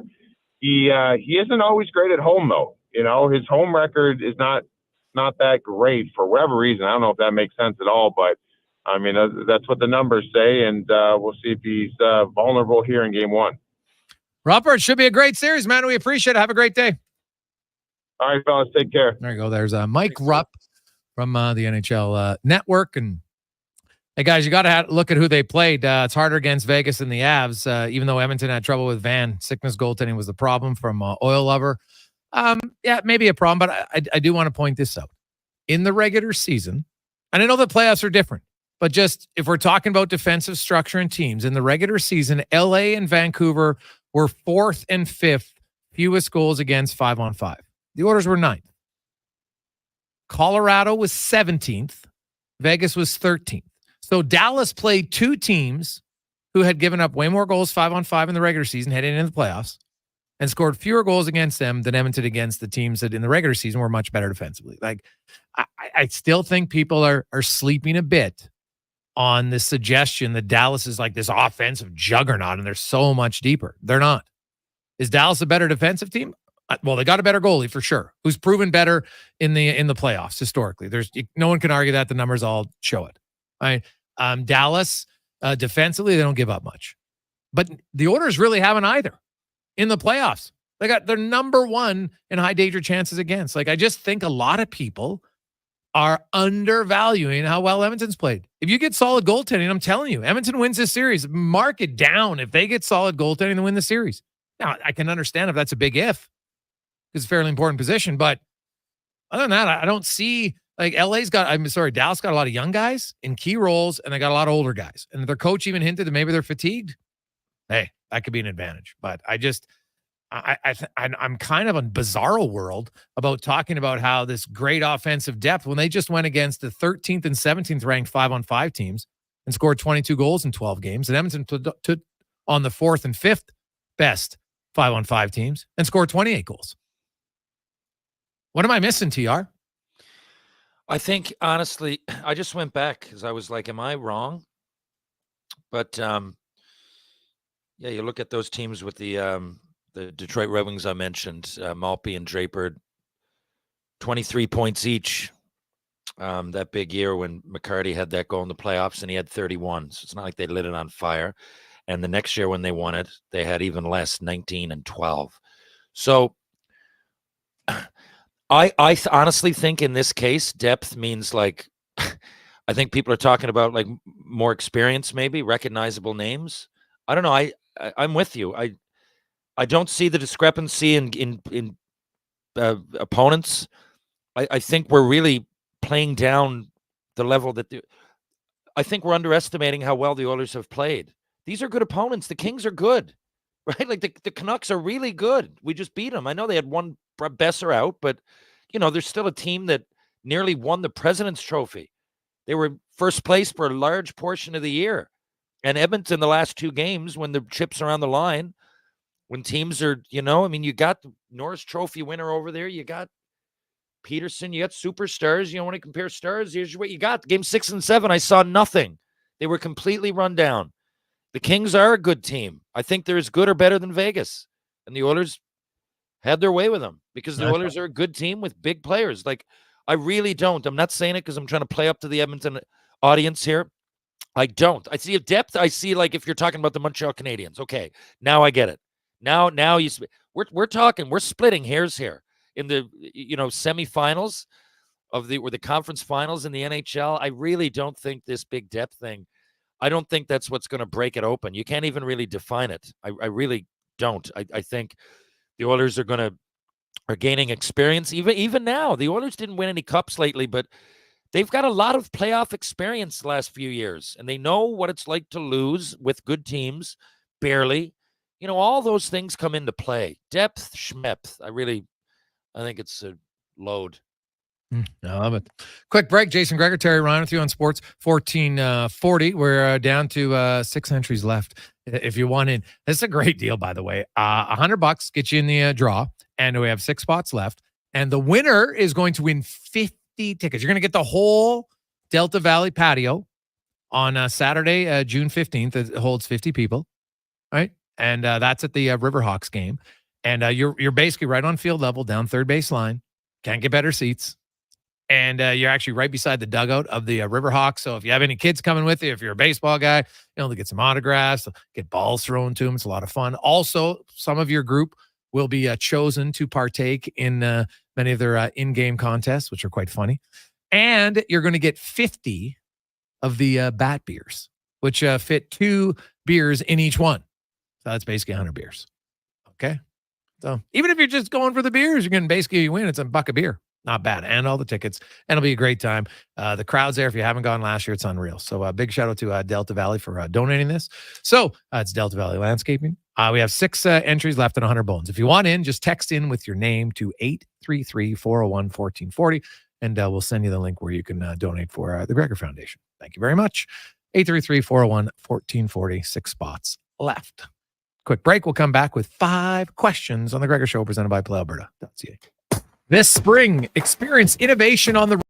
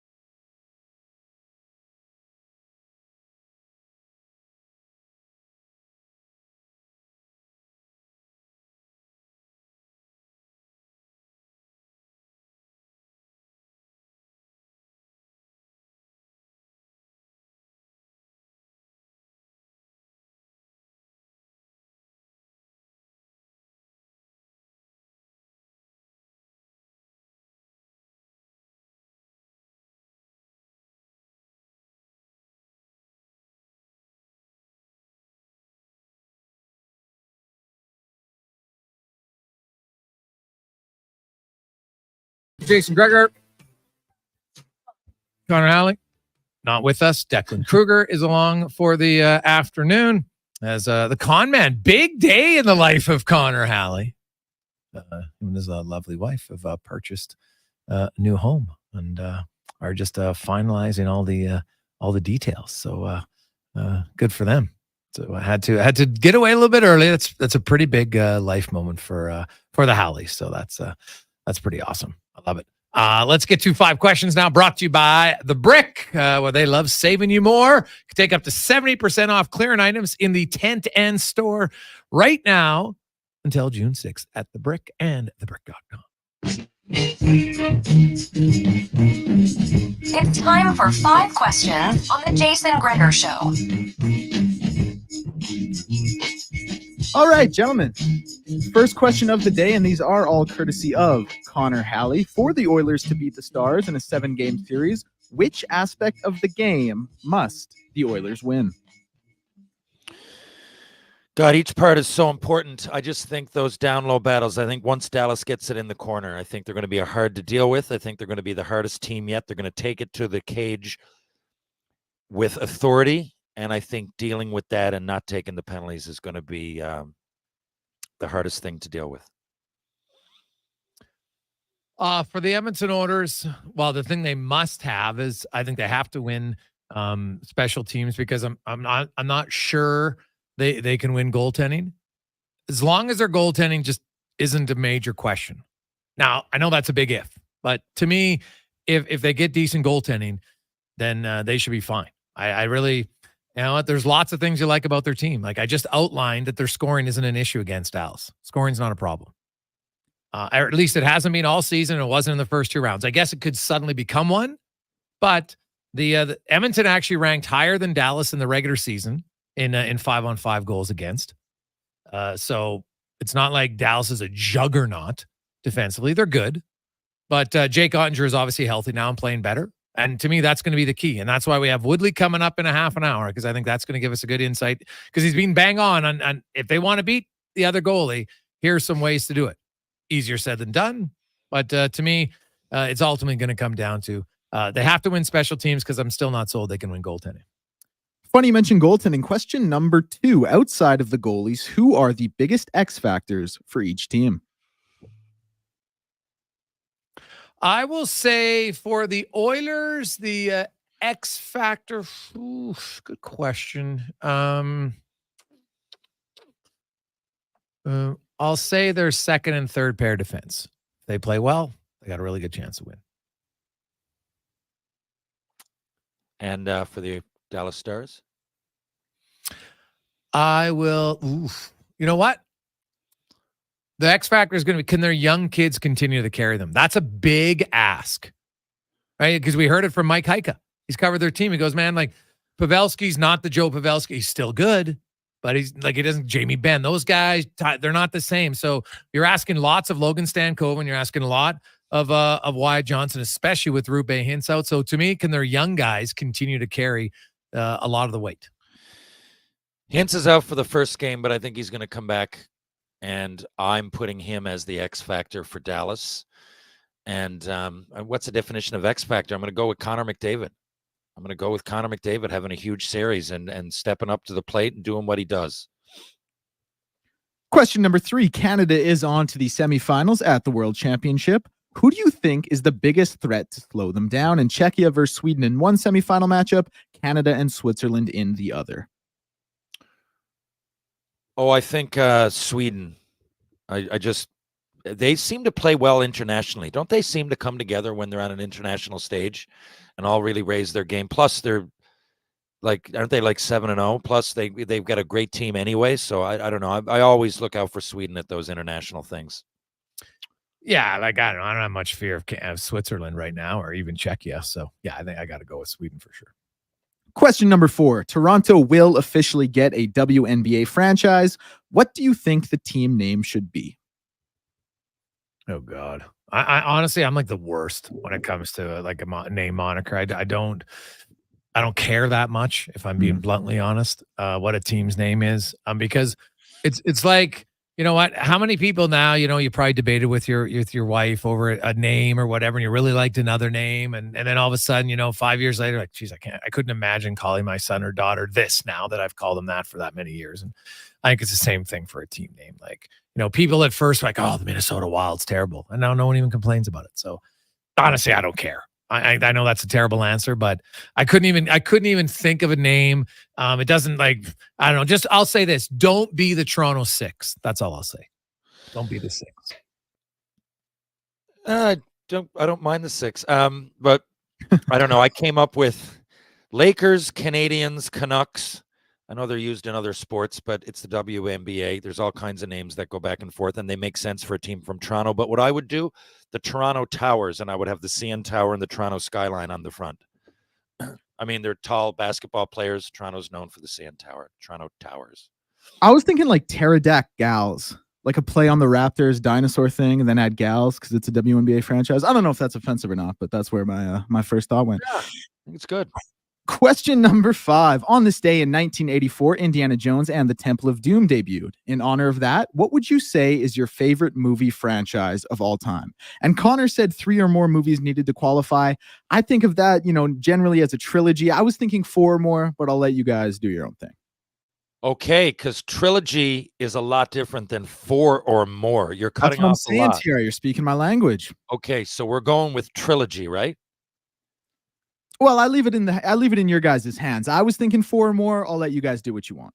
Okay, well, I just think it totally changes the game because if it's trilogy, there's one for me that stands out way. It's way above the others. The others being, for me, the Batman, the Dark Knight series, the Christopher Nolan, whatever you call that, Alien series, the Indiana Jones itself, that was my favorite for a while. But my all-time favorite movie is The Good, the Bad, and the Ugly. The Good, the Bad, and the Ugly, Sergio Leone, who changed the movie game, the directing game, the soundtrack. It's all way ahead of its time. It's like the Beatles' Sgt. Pepper for movies, but it was the third in a trilogy. Fistful of Dollars is the first one for a few dollars more. And then The Good, the Bad, and the Ugly it culminates with. It's the Man with No Name, Clint Eastwood. It's Tuco. Each one requires some shady characters that are chasing after some money, and each one is gold. I'd recommend Fistful of Dollars first because it's short. The Good, the Bad, and the Ugly is like an epic 3-hour plus movie, but they're my favorites by a landslide. I couldn't try to get creative with this one because they're so far up my Mount Rushmore. Well, I'm gonna go, and I know the original had 3, but then if it's a spinoff, I'm including The Hobbit. So I'm going to go with Lord of the Rings. And because I think The Hobbit was in it. It's kind of like a prequel afterwards. And I absolutely love those show. I could watch them. I can't wait till my son is old enough to watch those. Fellowship of the Ring, The Two Towers, Return of the King. They're unreal. The Hobbit. I love them all. So that's what I will go with. What about you, Declan? Man, my first answer was Back to the Future, but I handcuffed myself with my own rule of 4 movies or more. So I don't know. I'm a big horror movie guy, so I might go like the Halloween franchise. I knew you were. Well, you're talking 4 or more. You're narrowing yourself down. You were thinking I was a Friday the 13th guy, weren't you? I was going to say, if you're talking 4 or more, I was thinking you were going Nightmare on Elm Street or Friday the 13th. Well, Krueger, right? So a lot of people think I like Nightmare, but no, like Michael Myers and all that, Jamie Lee Curtis, maybe Halloween. And guys, you know what? You know what doesn't get a lot of respect that I think got rescued? The Rocky franchise after 5, which was horrible. I thought 6, and then these Creeds. How do you keep doing it? Boxing. How can you get creative? It's a punch, it's a head. But I don't know. They continue to raise the bar. So props to the people. Sly Stallone first. But I do agree with you. Rocky 5 was brutal, but the Creed movies have been pretty good. So I will agree with that for sure. The first 4 Rockies, though, if you could just have stopped after 4, Rocky was amazing. I don't think 4 was good. I think we were just young and we loved it for the Cold War thing. But I think if you look back, like I watched it again recently and I'm like, it's okay. There's many flaws. He dies. There were some great lines though in Rocky 4. It was good it's just, it's nostalgic and I do enjoy it. But when you look at Rocky, the first one, compared with 4, it's just so much better. No, but I would agree with you there. Although I will say, like, I love Clubber Lang in Rocky 3, man. Like, I thought Mr. T was awesome as Clubber Lang. Like, he played the villain really well. Absolutely perfect. Yeah. And what about Rocky 6? Rocky Balboa. Well, Rocky 6, I guess, if you want to. Yeah, Rocky yeah. Balboa, he comes back like 2007, gives that unbelievable speech that's all over. It's quoted everywhere. It's probably on TikTok now, got 300 million views. But, he gives that speech. You're not get knocked down. You got to get back up and keep going, kid. And I thought 6 was, to me, my second favorite after 1. Oh, okay. TR, have a great weekend, man. We'll be talking we'll have 2 games to discuss. Actually, no, 3 when we talk to you next. So, because Thursday, Saturday, Monday. So we'll have lots to discuss on Tuesday. Have a good weekend. Sounds good. Thank you, Declan. Thank you, Connor. Thank you, Jason. Thank you, Edmonton. I'll see you guys in a few days. Let's get to Declan Kruger and a Sports 1440 update brought to you by Booster Juice. Stop in today and try the Strawberry Sarin Tea. Teas are a perfect blend of strawberries and green tea that is sure to put a little spring in your step. Only at Booster Juice. This is a Sports 1440 update.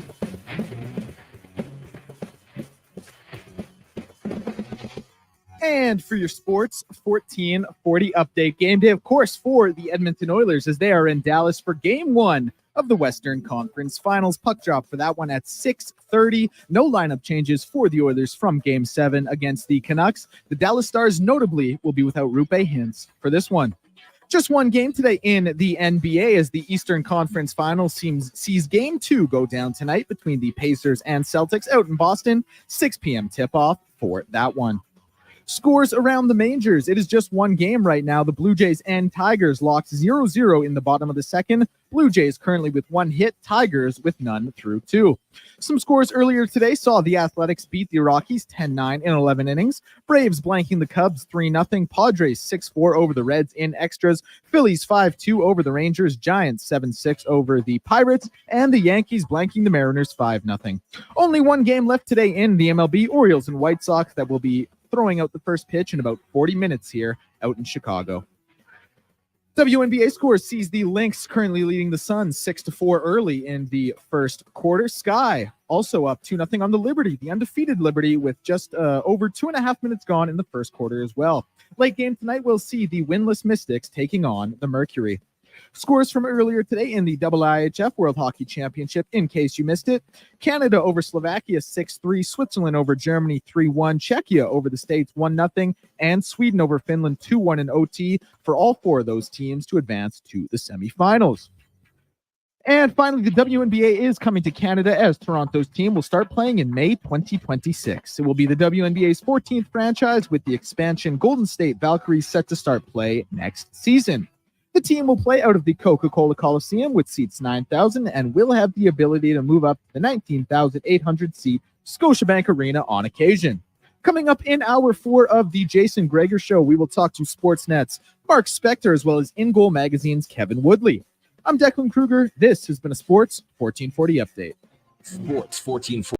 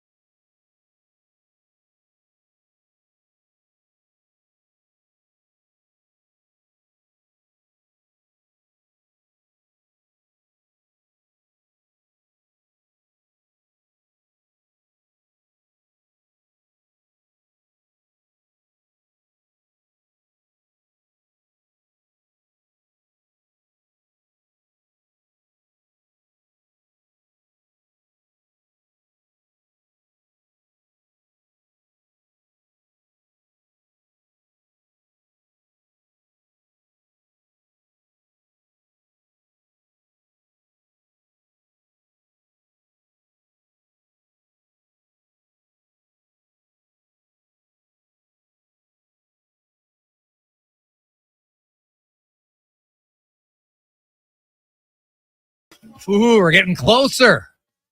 About an hour and 35, 40 minutes to puck drop in Game 1 of the Western Conference Final. This is the Gregor Show, presented by PlayAlberta.ca. Thanks, as always, for listening. Coming to you live in the EWEL studio, EWEL.ca. Check it out for all your electrical needs. And they got a whole new commerce section on the website. Makes it even easier for you to order and get all the stuff that you need. So check it out, EWEL.ca. Oilers into Dallas. Our next guest is in Dallas. And, oh, man, we're getting closer to filling out our do you want to go to see the baseball game? The Riverhawks are going to have 50 tickets with 50 beer bats, which is it's like the bat that's like a big glass, but it's in the shape of a bat and it fits 2 beers. It's massive. You get 50 of those. And your seats are in the patio. You have all 50 of them by yourself. It's like a big suite outside. It's amazing, right by the dugout, courtesy of Delta Valley. It's actually the Delta Valley patio. And some of your group will be picked to participate in the in-house festivities competitions that night. And some of them are pretty zany. I don't know which ones they're doing yet, but some of your group will get in. So that'll be a lot of fun. And we have 6 spots left. It's $100 to get in the draw. And then we'll do the draw once it's filled. All right. So if you want in, it's 100 bones. Just for the beers. Kidding me? It's a buck of beer. Because basically you get 50 of those and there's 2 beers in each one. So it's on Saturday, June 15th, in case you're wondering. It's a 7 o'clock first pitch. Doors open at 6 on the 15th of June for the Riverhawks. So if you want one of those final 6 spots, 833-401-1440, text us with your name, and we'll send you the info on where you can make the donation for the Gregor Foundation. Now, let's welcome Mark Spector to the show. The Spec Report brought to you by GS Construction, coming up on 50 years. And they just want to say a big thank you to everyone who believed in them and has supported them over the years. They truly appreciate it and look forward to seeing you at their 50th celebration. That's GS Construction. As Mark Spector joins us live in Big D. And Spec, finally, all the pregame analysis will be done. We'll get to talk about the what actually happens in the ice and the matchups. We know that the 3 H's, Hakanpää, Heinz, and Henrique will not play in Game 1. The Oilers, I want to talk about their third line. And McLeod, Fogle for Ryan for now. I think it will be Adam Henrique when he gets healthy. But you know what? I don't expect them to be a leader by any stretch. But, man, they got to have a pulse this series. Yeah, it's time. It's time to be productive a little bit, right? This is, we're all almost fed up already with this talk of Dallas's great depth. Of course, they have great depth, but great. Depth only beats you in the series if you don't have any of your own. The Oilers score more. I saw your stuff today, and your statistics bear it out. I have no problem with the Oilers' goal scoring ability and ability to produce. But they need more help from the bottom 6. That third line's got guys on it. You got 20 goal scorer in Fogle. You got a guy in McLeod who's absolutely due to produce something offensively. They got to help. You can't be an anchor, right? You got to be an engine, and it's time in the third round. If they don't, if the story remains, Jay, Dallas has better depth than Edmonton, they'll probably win the series. Yeah, well, I outlined the fact that Dallas they don't have better depth. Edmonton's skaters 6 through 18 have 13 goals, 5-on-5. Dallas's skaters 6 through 18 have 9, and they've played one more game. So where Dallas has the advantage is in goal. That's where they have a clear advantage. And historically, and even in this playoffs, they defend better. They're better at limiting the opposition to goals, but they're not better at scoring goals than Edmonton. Edmonton's averaging almost a full goal a game more. And I excluded the power play in my comparisons. I didn't even take out the top 5 guys from each team, and Edmonton still has more. So I don't really buy into the more depth at this point. Dylan Holloway, he's produced. Cody Ceci, for goodness sakes, has got 2 goals so far. Matthias Janmark, they're getting other depth guys. Now, the third line hasn't done anything. And even with them doing nothing, their 6 to 18 skaters still have more goals in Dallas in one fewer game. Yeah, I think what you're including defensemen, and the Oilers' defense had a great series against Vancouver, and that's fair. Their goals count too. I get it. I get it. So either way, it's all hands on deck at this time of year. Not many teams survive with an unproductive bottom 6 that get nothing done here. So it's time. And then we move to Skinner, right? Now, you mentioned his name, and I was just thinking today, there's four starters left in this thing. And, Bobrovsky's a legit number 1 guy. He's proven it over the years. Shesterkin's as good a goalie as there is in the National Hockey League. I think Ottinger's, he's, proving that he's one of the very best guys in the league. And then there's Skinner, right? And then there's Skinner. I'm interested to think or to predict how we're going to be talking about Skinner sort of 2 weeks from now. Either he joins that group and gets in with those guys and he's as good as Ottinger, or, if it goes the other way, I think you'll have a couple radio shows to dissect that, won't you? Oh yeah, probably. Hey, Edmonton, to me, I don't view Edmonton as a clear favorite, but I don't view Dallas as a clear favorite. I think this is a pretty even series. Some teams have, the Oilers have better strengths in certain areas. Dallas has better strengths in other areas. And, we'll see where it comes down to. I'm fascinated to see how Dallas's young guys, Thomas Harley, Wyatt Johnson, Logan Stankoven, how they handle the conference final. And because it's a lot more pressure, it just is. And you know what? It'll be a tougher test for them. It's just like Edmonton's young. Edmonton went through the playoffs a few times when they were younger, and they couldn't handle it. It's hard. So I'm kind of intrigued by that, right? Like Dallas has talked about how their young guys, took bigger roles because their older guys were getting older spec. But as you go deeper, it's harder to take that role. Like Logan Stankoven's 5'8" and 170 pounds. Like, does he start to wear down when you get into game 15, 16 of the playoffs? Yes. The answer is yes. Right. It is. They're interesting teams. Dallas has these old guys, these 1,000-game players at the end of their career, as DeBoer said yesterday, in the back nine. And then they got this young cadre of young guys among their forwards. I'm talking. They got these young guys in their forwards. Edmonton's got way more guys that are in the prime hockey playing years of between 24 and 30. Right. That's when you're your best hockey player in my eyes. I haven't done the study, but I think it's fair to say around 24 to 30 are your best years. It might turn to 31 now, the way guys are fit and in shape. But Edmonton has more of those guys in prime and key positions. So, let's see who get right. Let's see if those young guys can handle it. Let's see if those old guys, Jay, can handle the speed. Like, this is a fast team, man. And I know they beat Colorado. Colorado's a fast team too. But the Oilers play the game fast. And a guy like Ryan Suter, he's got old boots. So let's see how that works out.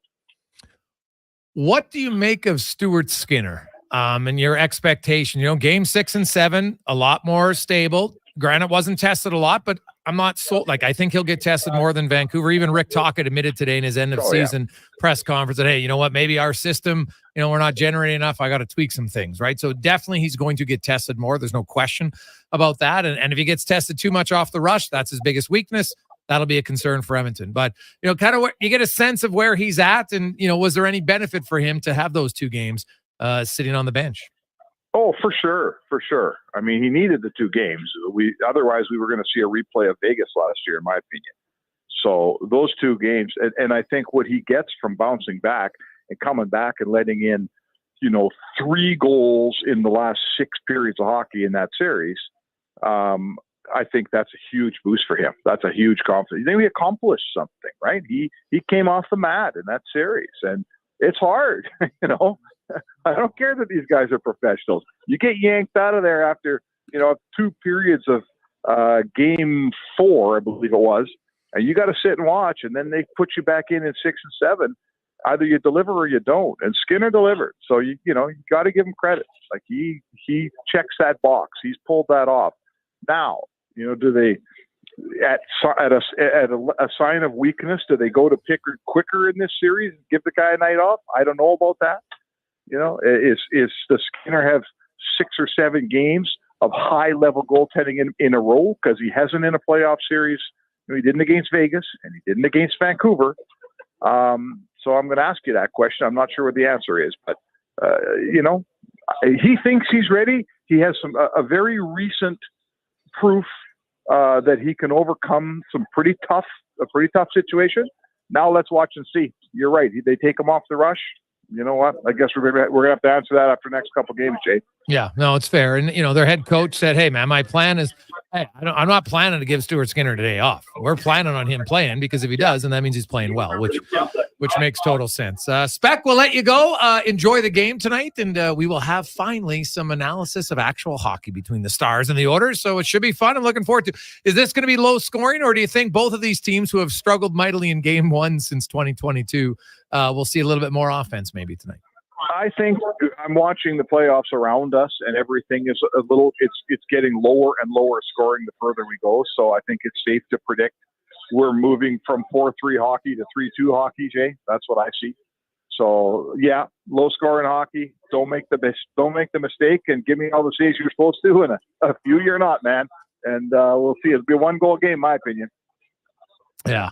Oh, it should be fun. Appreciate it, Spec. Have All a good right, one. man. Yeah, you bet. There's Mark Spector in the Spec Report, brought to you by GS Construction. Now, when we come back, this is what many of you have been waiting for. The Jake Ottinger scouting report from Kevin Woodley.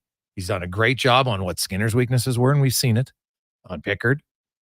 He did it on LA and then both Talbot and Rittich, and on Sheloffs. So where are the areas that Edmonton could exploit Jake Ottinger? Find out next on The Gregor Show, presented by PlayAlberta.ca. Try the new extra large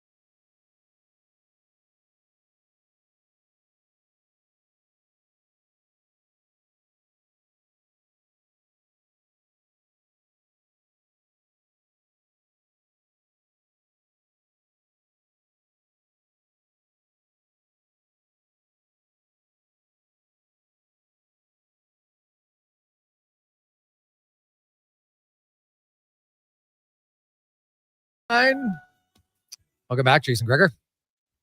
Declan Kruger with you on Sports 1440, Oilers Nation YouTube and Facebook. Hope you're having an awesome day as you make your way home. We're down to 5 spots remaining in the draw. It's nice. I like it. It's going to be great. So whoever wins is going to be super pumped. So you get 50 tickets. You get 50 beer bats, which is basically 2 beers in one. So that's 100 beers. It'll be on June 15th. Saturday night for the Riverhawks game. You get the whole patio to yourself, the Delta Valley patio, and some people from your group will be chosen to participate in the in-game events, competitions that they do. So it's going to be a super fun night out, whether it's you want to get some family and friends, you want to do it for your office, your neighborhood, however you want, just a bunch of buddies, get some kids. It'll be great. So we have 5 spots left. It's 100 bones to get in, and one winner wins everything. So the 50 beer bats, that's right there itself, man. Think of what 100 beers is going to cost you when you go out. Plus to mention the tickets, and they do a great job, a fantastic job. They actually have, I think they're going to have some comedy, some comedians there as well for some intermission shows before and after. They also have the Gopher Museum. I'm not even making that up. The Gopher Museum will be making an appearance that night. So it'll be a lot of fun. So if you want in, text 833-401-1440 with your name. We'll send you where you can make the donation. Only 5 spots left. Now, been waiting all day for this. The Jake Ottinger Scouting Report. Let's get to the playoff report brought to you by Legacy Heating and Cooling. Home to no payments, no interest for 1 full year on your AC unit. Stay cool all summer long at legacyheating.ca as Kevin Woodley from In Goal Magazine and NHL.com joins us. And Woodley, you've been pretty bang on, man, in your scouting reports on Skinner and Pickard and Talbot and Riddick and Shelov. So Jake Ottinger has really good numbers, but as you've said, every goalie has some areas that you can exploit. Some are harder to do. So what is it about Ottinger's game that you think the Oilers will try attacking? Yeah, one of the areas for sure is the tendency to overplay wide net drives or plays down and off the wing wide. He uses a technique that, quite simply we call overlap. Okay. So where, there's a lot of attention, Jason, on reverse VH, right? Where on a sharp angle play into the goal line, you tuck inside the post and seal your post from inside the post. And he does that at times for sure, but he also uses what we call an overlap, which is basically just a butterfly with the outside leg outside the post and almost below the goal line. And Jake has a tendency, rather than if you square up in that butterfly off somebody, say, coming down the goal line or from below the bottom of the circle, you create a massive rotation and really difficult push across to the other side. So what he tends to do is flatten out.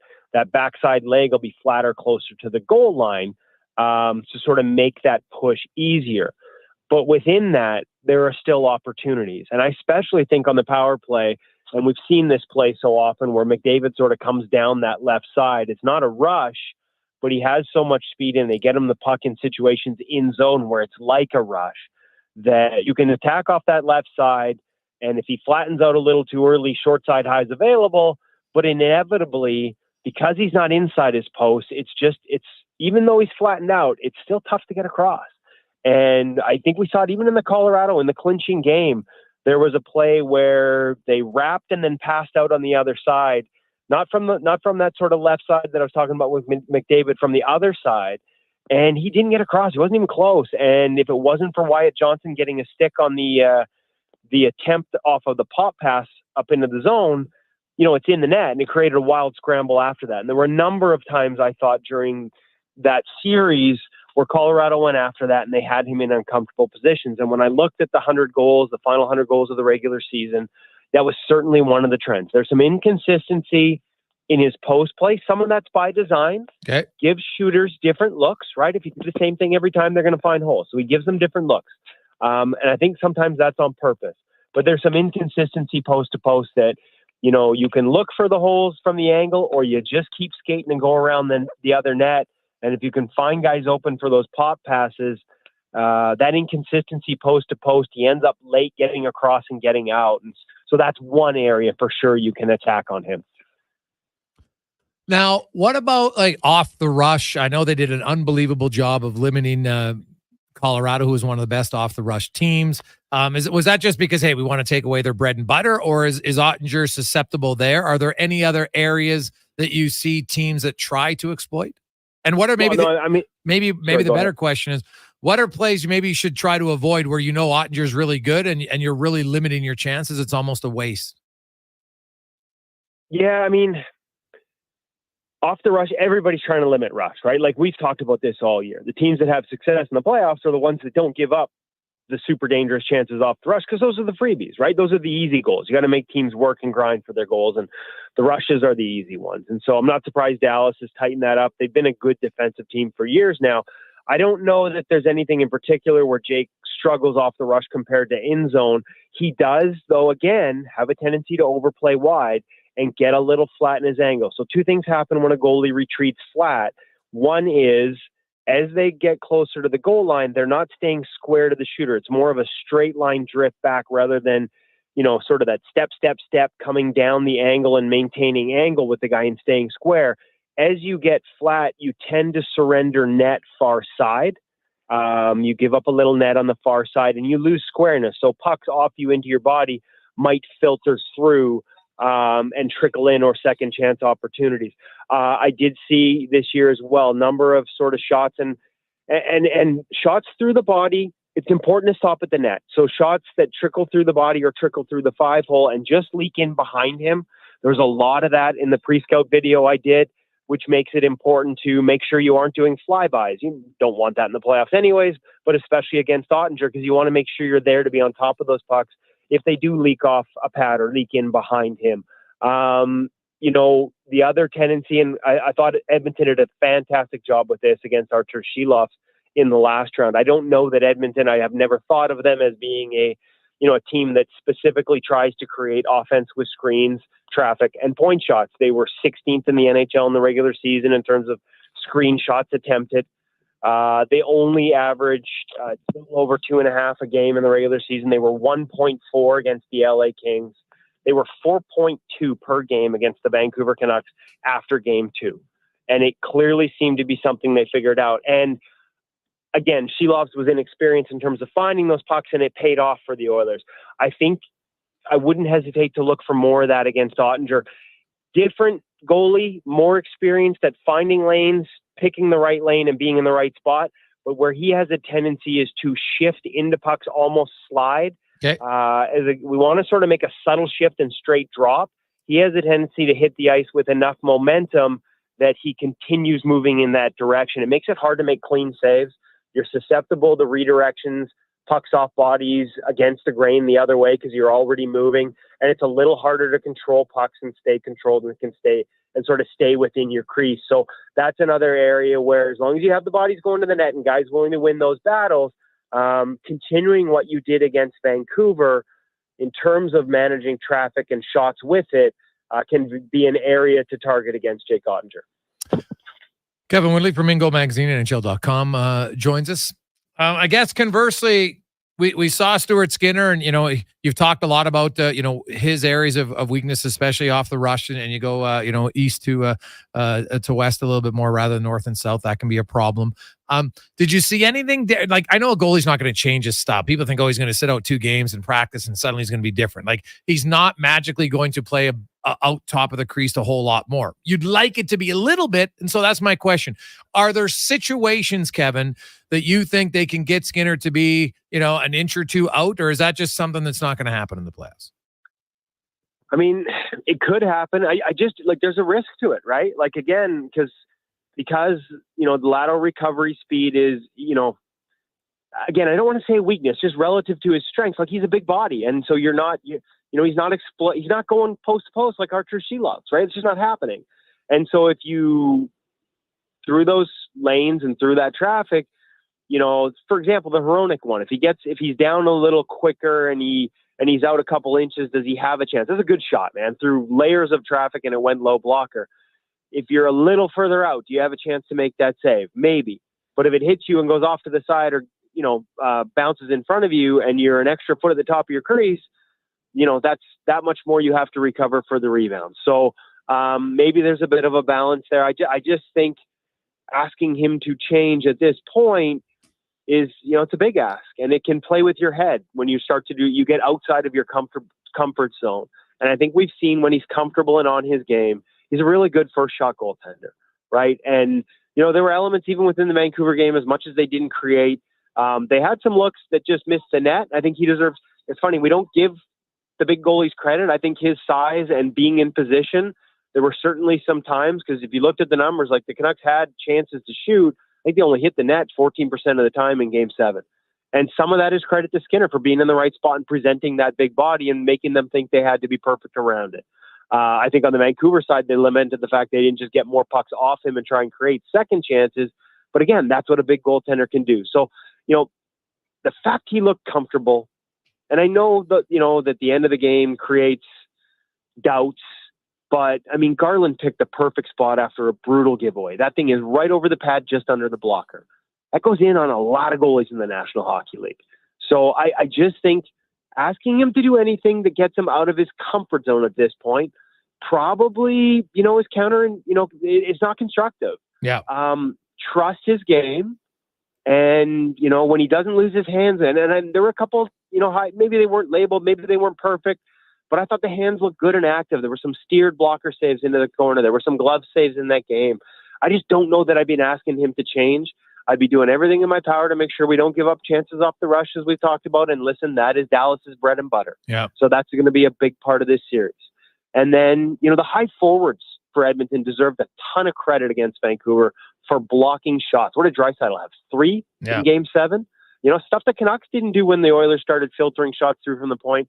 Credit to the Oilers. I was so impressed with their defensive play and with the adjustments that Knobloch made, especially on the Canucks penalty or power play, not even letting them get set up. So just keep finding ways to limit the chances that, play to his weaknesses. And don't ask him to change too much at this point. Listen, I know there's a lot of people nervous about it, but I was impressed coming off 2 games of being sat out that he was able to go out there and look confident in the game he plays, even if not everyone had confidence in the final minutes of Game 7. Yeah. Well, I don't blame him on the Garland goal. You kidding me? Yeah. It's eternal. Okay, right? good. Like, to me, I saw some people trying to do it. Oh, he wasn't set. And I'm like, what are you talking about? Like, it's a perfect shot. Yeah, it's a perfect shot. And it never should have happened. It never should have even been there. Like, so, yeah, I don't blame him on that one whatsoever. Give me your thoughts on the series. Who's winning? Honestly, and I know this is going to sound like a cop-out from the goalie guy, but I really do think it's whoever controls the play. Like, it's Vancouver wins the series if the Oilers don't make those adjustments on the power play. Like, they went 0 for the final 4 games. Well, what difference would a power play? And that was a Vancouver power play that had its moments this year, especially in the first half. Edmonton getting shots from the point through and preventing Vancouver from doing the same, which was Vancouver's bread and butter all season. It's almost like whoever insulates their goaltender the best, properly. I think the numbers and I know the prognostications and the odds favor Dallas, but I think a lot of people are sleeping on how good Edmonton's been defensively. And if they can maintain that, I still say that Stuart Skinner can deliver what they need to get them past the Dallas Stars. Kev, great stuff, man. We'll talk to you again next week. Have an awesome weekend. Yeah, enjoy the game tonight, everyone. And thanks, Jason. We'll talk to you next week. Gotcha. There's Kevin Woodley. Always a great breakdown, man. I love it. It's fantastic. If you missed it, get to anywhere where you get your podcast or go to jasongregor.com, and the interview will be up there at the end of the show. We'll come back, wrap things up on a very busy Thursday afternoon. We're about an hour and 8 minutes from puck drop, Game 1, Oilers and the Stars. The playoffs are wild.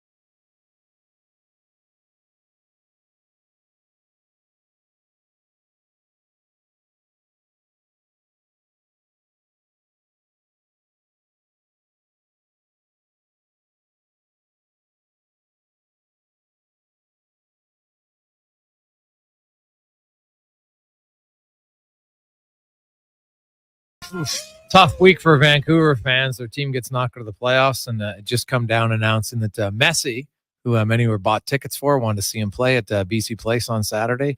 Him and Luis Suarez will not be playing in that game on Saturday. So that's a real kick in the nuts after your team gets eliminated. Now, it might have been a lot of different fan base, but still, it's kind of annoying. You buy your tickets, people want to go. And I've always argued, I think, you know what, when you're a star player like that, you know that the people are buying tickets to come see you play. You should probably show up and play, unless you're clearly injured. So we'll see. Anyway, we're going to get to the lineup report in a sec, but just a reminder, we have 4 spots left. And for 100 bones to get you in the draw, where $100 gets you in the draw, and the winner is going to get the 50 tickets. So you'll have the whole patio to yourself on Saturday, June 15th in the Delta Valley patio at the Riverhawks game. Pretty awesome. So that means you're down there. You're right by the dugout. Super fun. Great place to watch the game. Also, you're going to get 50 beer bats. It's the bat. You get to keep after if you want, but it's like a big cup. It's 2 beers. So it's essentially you're getting 100 of them. Not a bad deal. And you get to watch the game. It's going to be great. There's in-house entertainment, and a few of your party people will be involved in some of the in-house competitions that night. And trust me, they're fun. So you'll have a great time. So we have 4 spots left, $100 if you want in. 833-401-1440. 833-401-1440. It's time now for the Sherwood Power Sports and Marine lineup report. We need an inspection, a test run, some trailer TLC. It's adventure time, and they've got you covered with all makes and models of boats, ATVs, and motorcycles. Check it out at Sherwood Power Sports and Marine. The Oilers lineup, what you saw in Game 7 is what you're going to see tonight. Stuart Skinner will be starting in goal. You will have Ekholm with Bouchard, Nurse and Desharnais, and you will have Ceci and Kulak. Those two, since being paired together in Game 5, haven't been on the ice for 1 goal against. They've been a lot better. The splitting up of the pairs has really worked. Up front, McDavid centers Nugent Hopkins and Hyman. Nugent Hopkins. How about Nugent Hopkins getting some goals, much needed goals from 93 in Game 6 and 7. Draisaitl with Holloway and Kane. Kane had goals in 5 and 6. Holloway had maybe the goal of the playoffs for the Oilers so far in Game 6. Leon Draisaitl, who leads the NHL in scoring with 24 points. Centering them, Ryan McLeod, Warren Fogle, and Derek Ryan.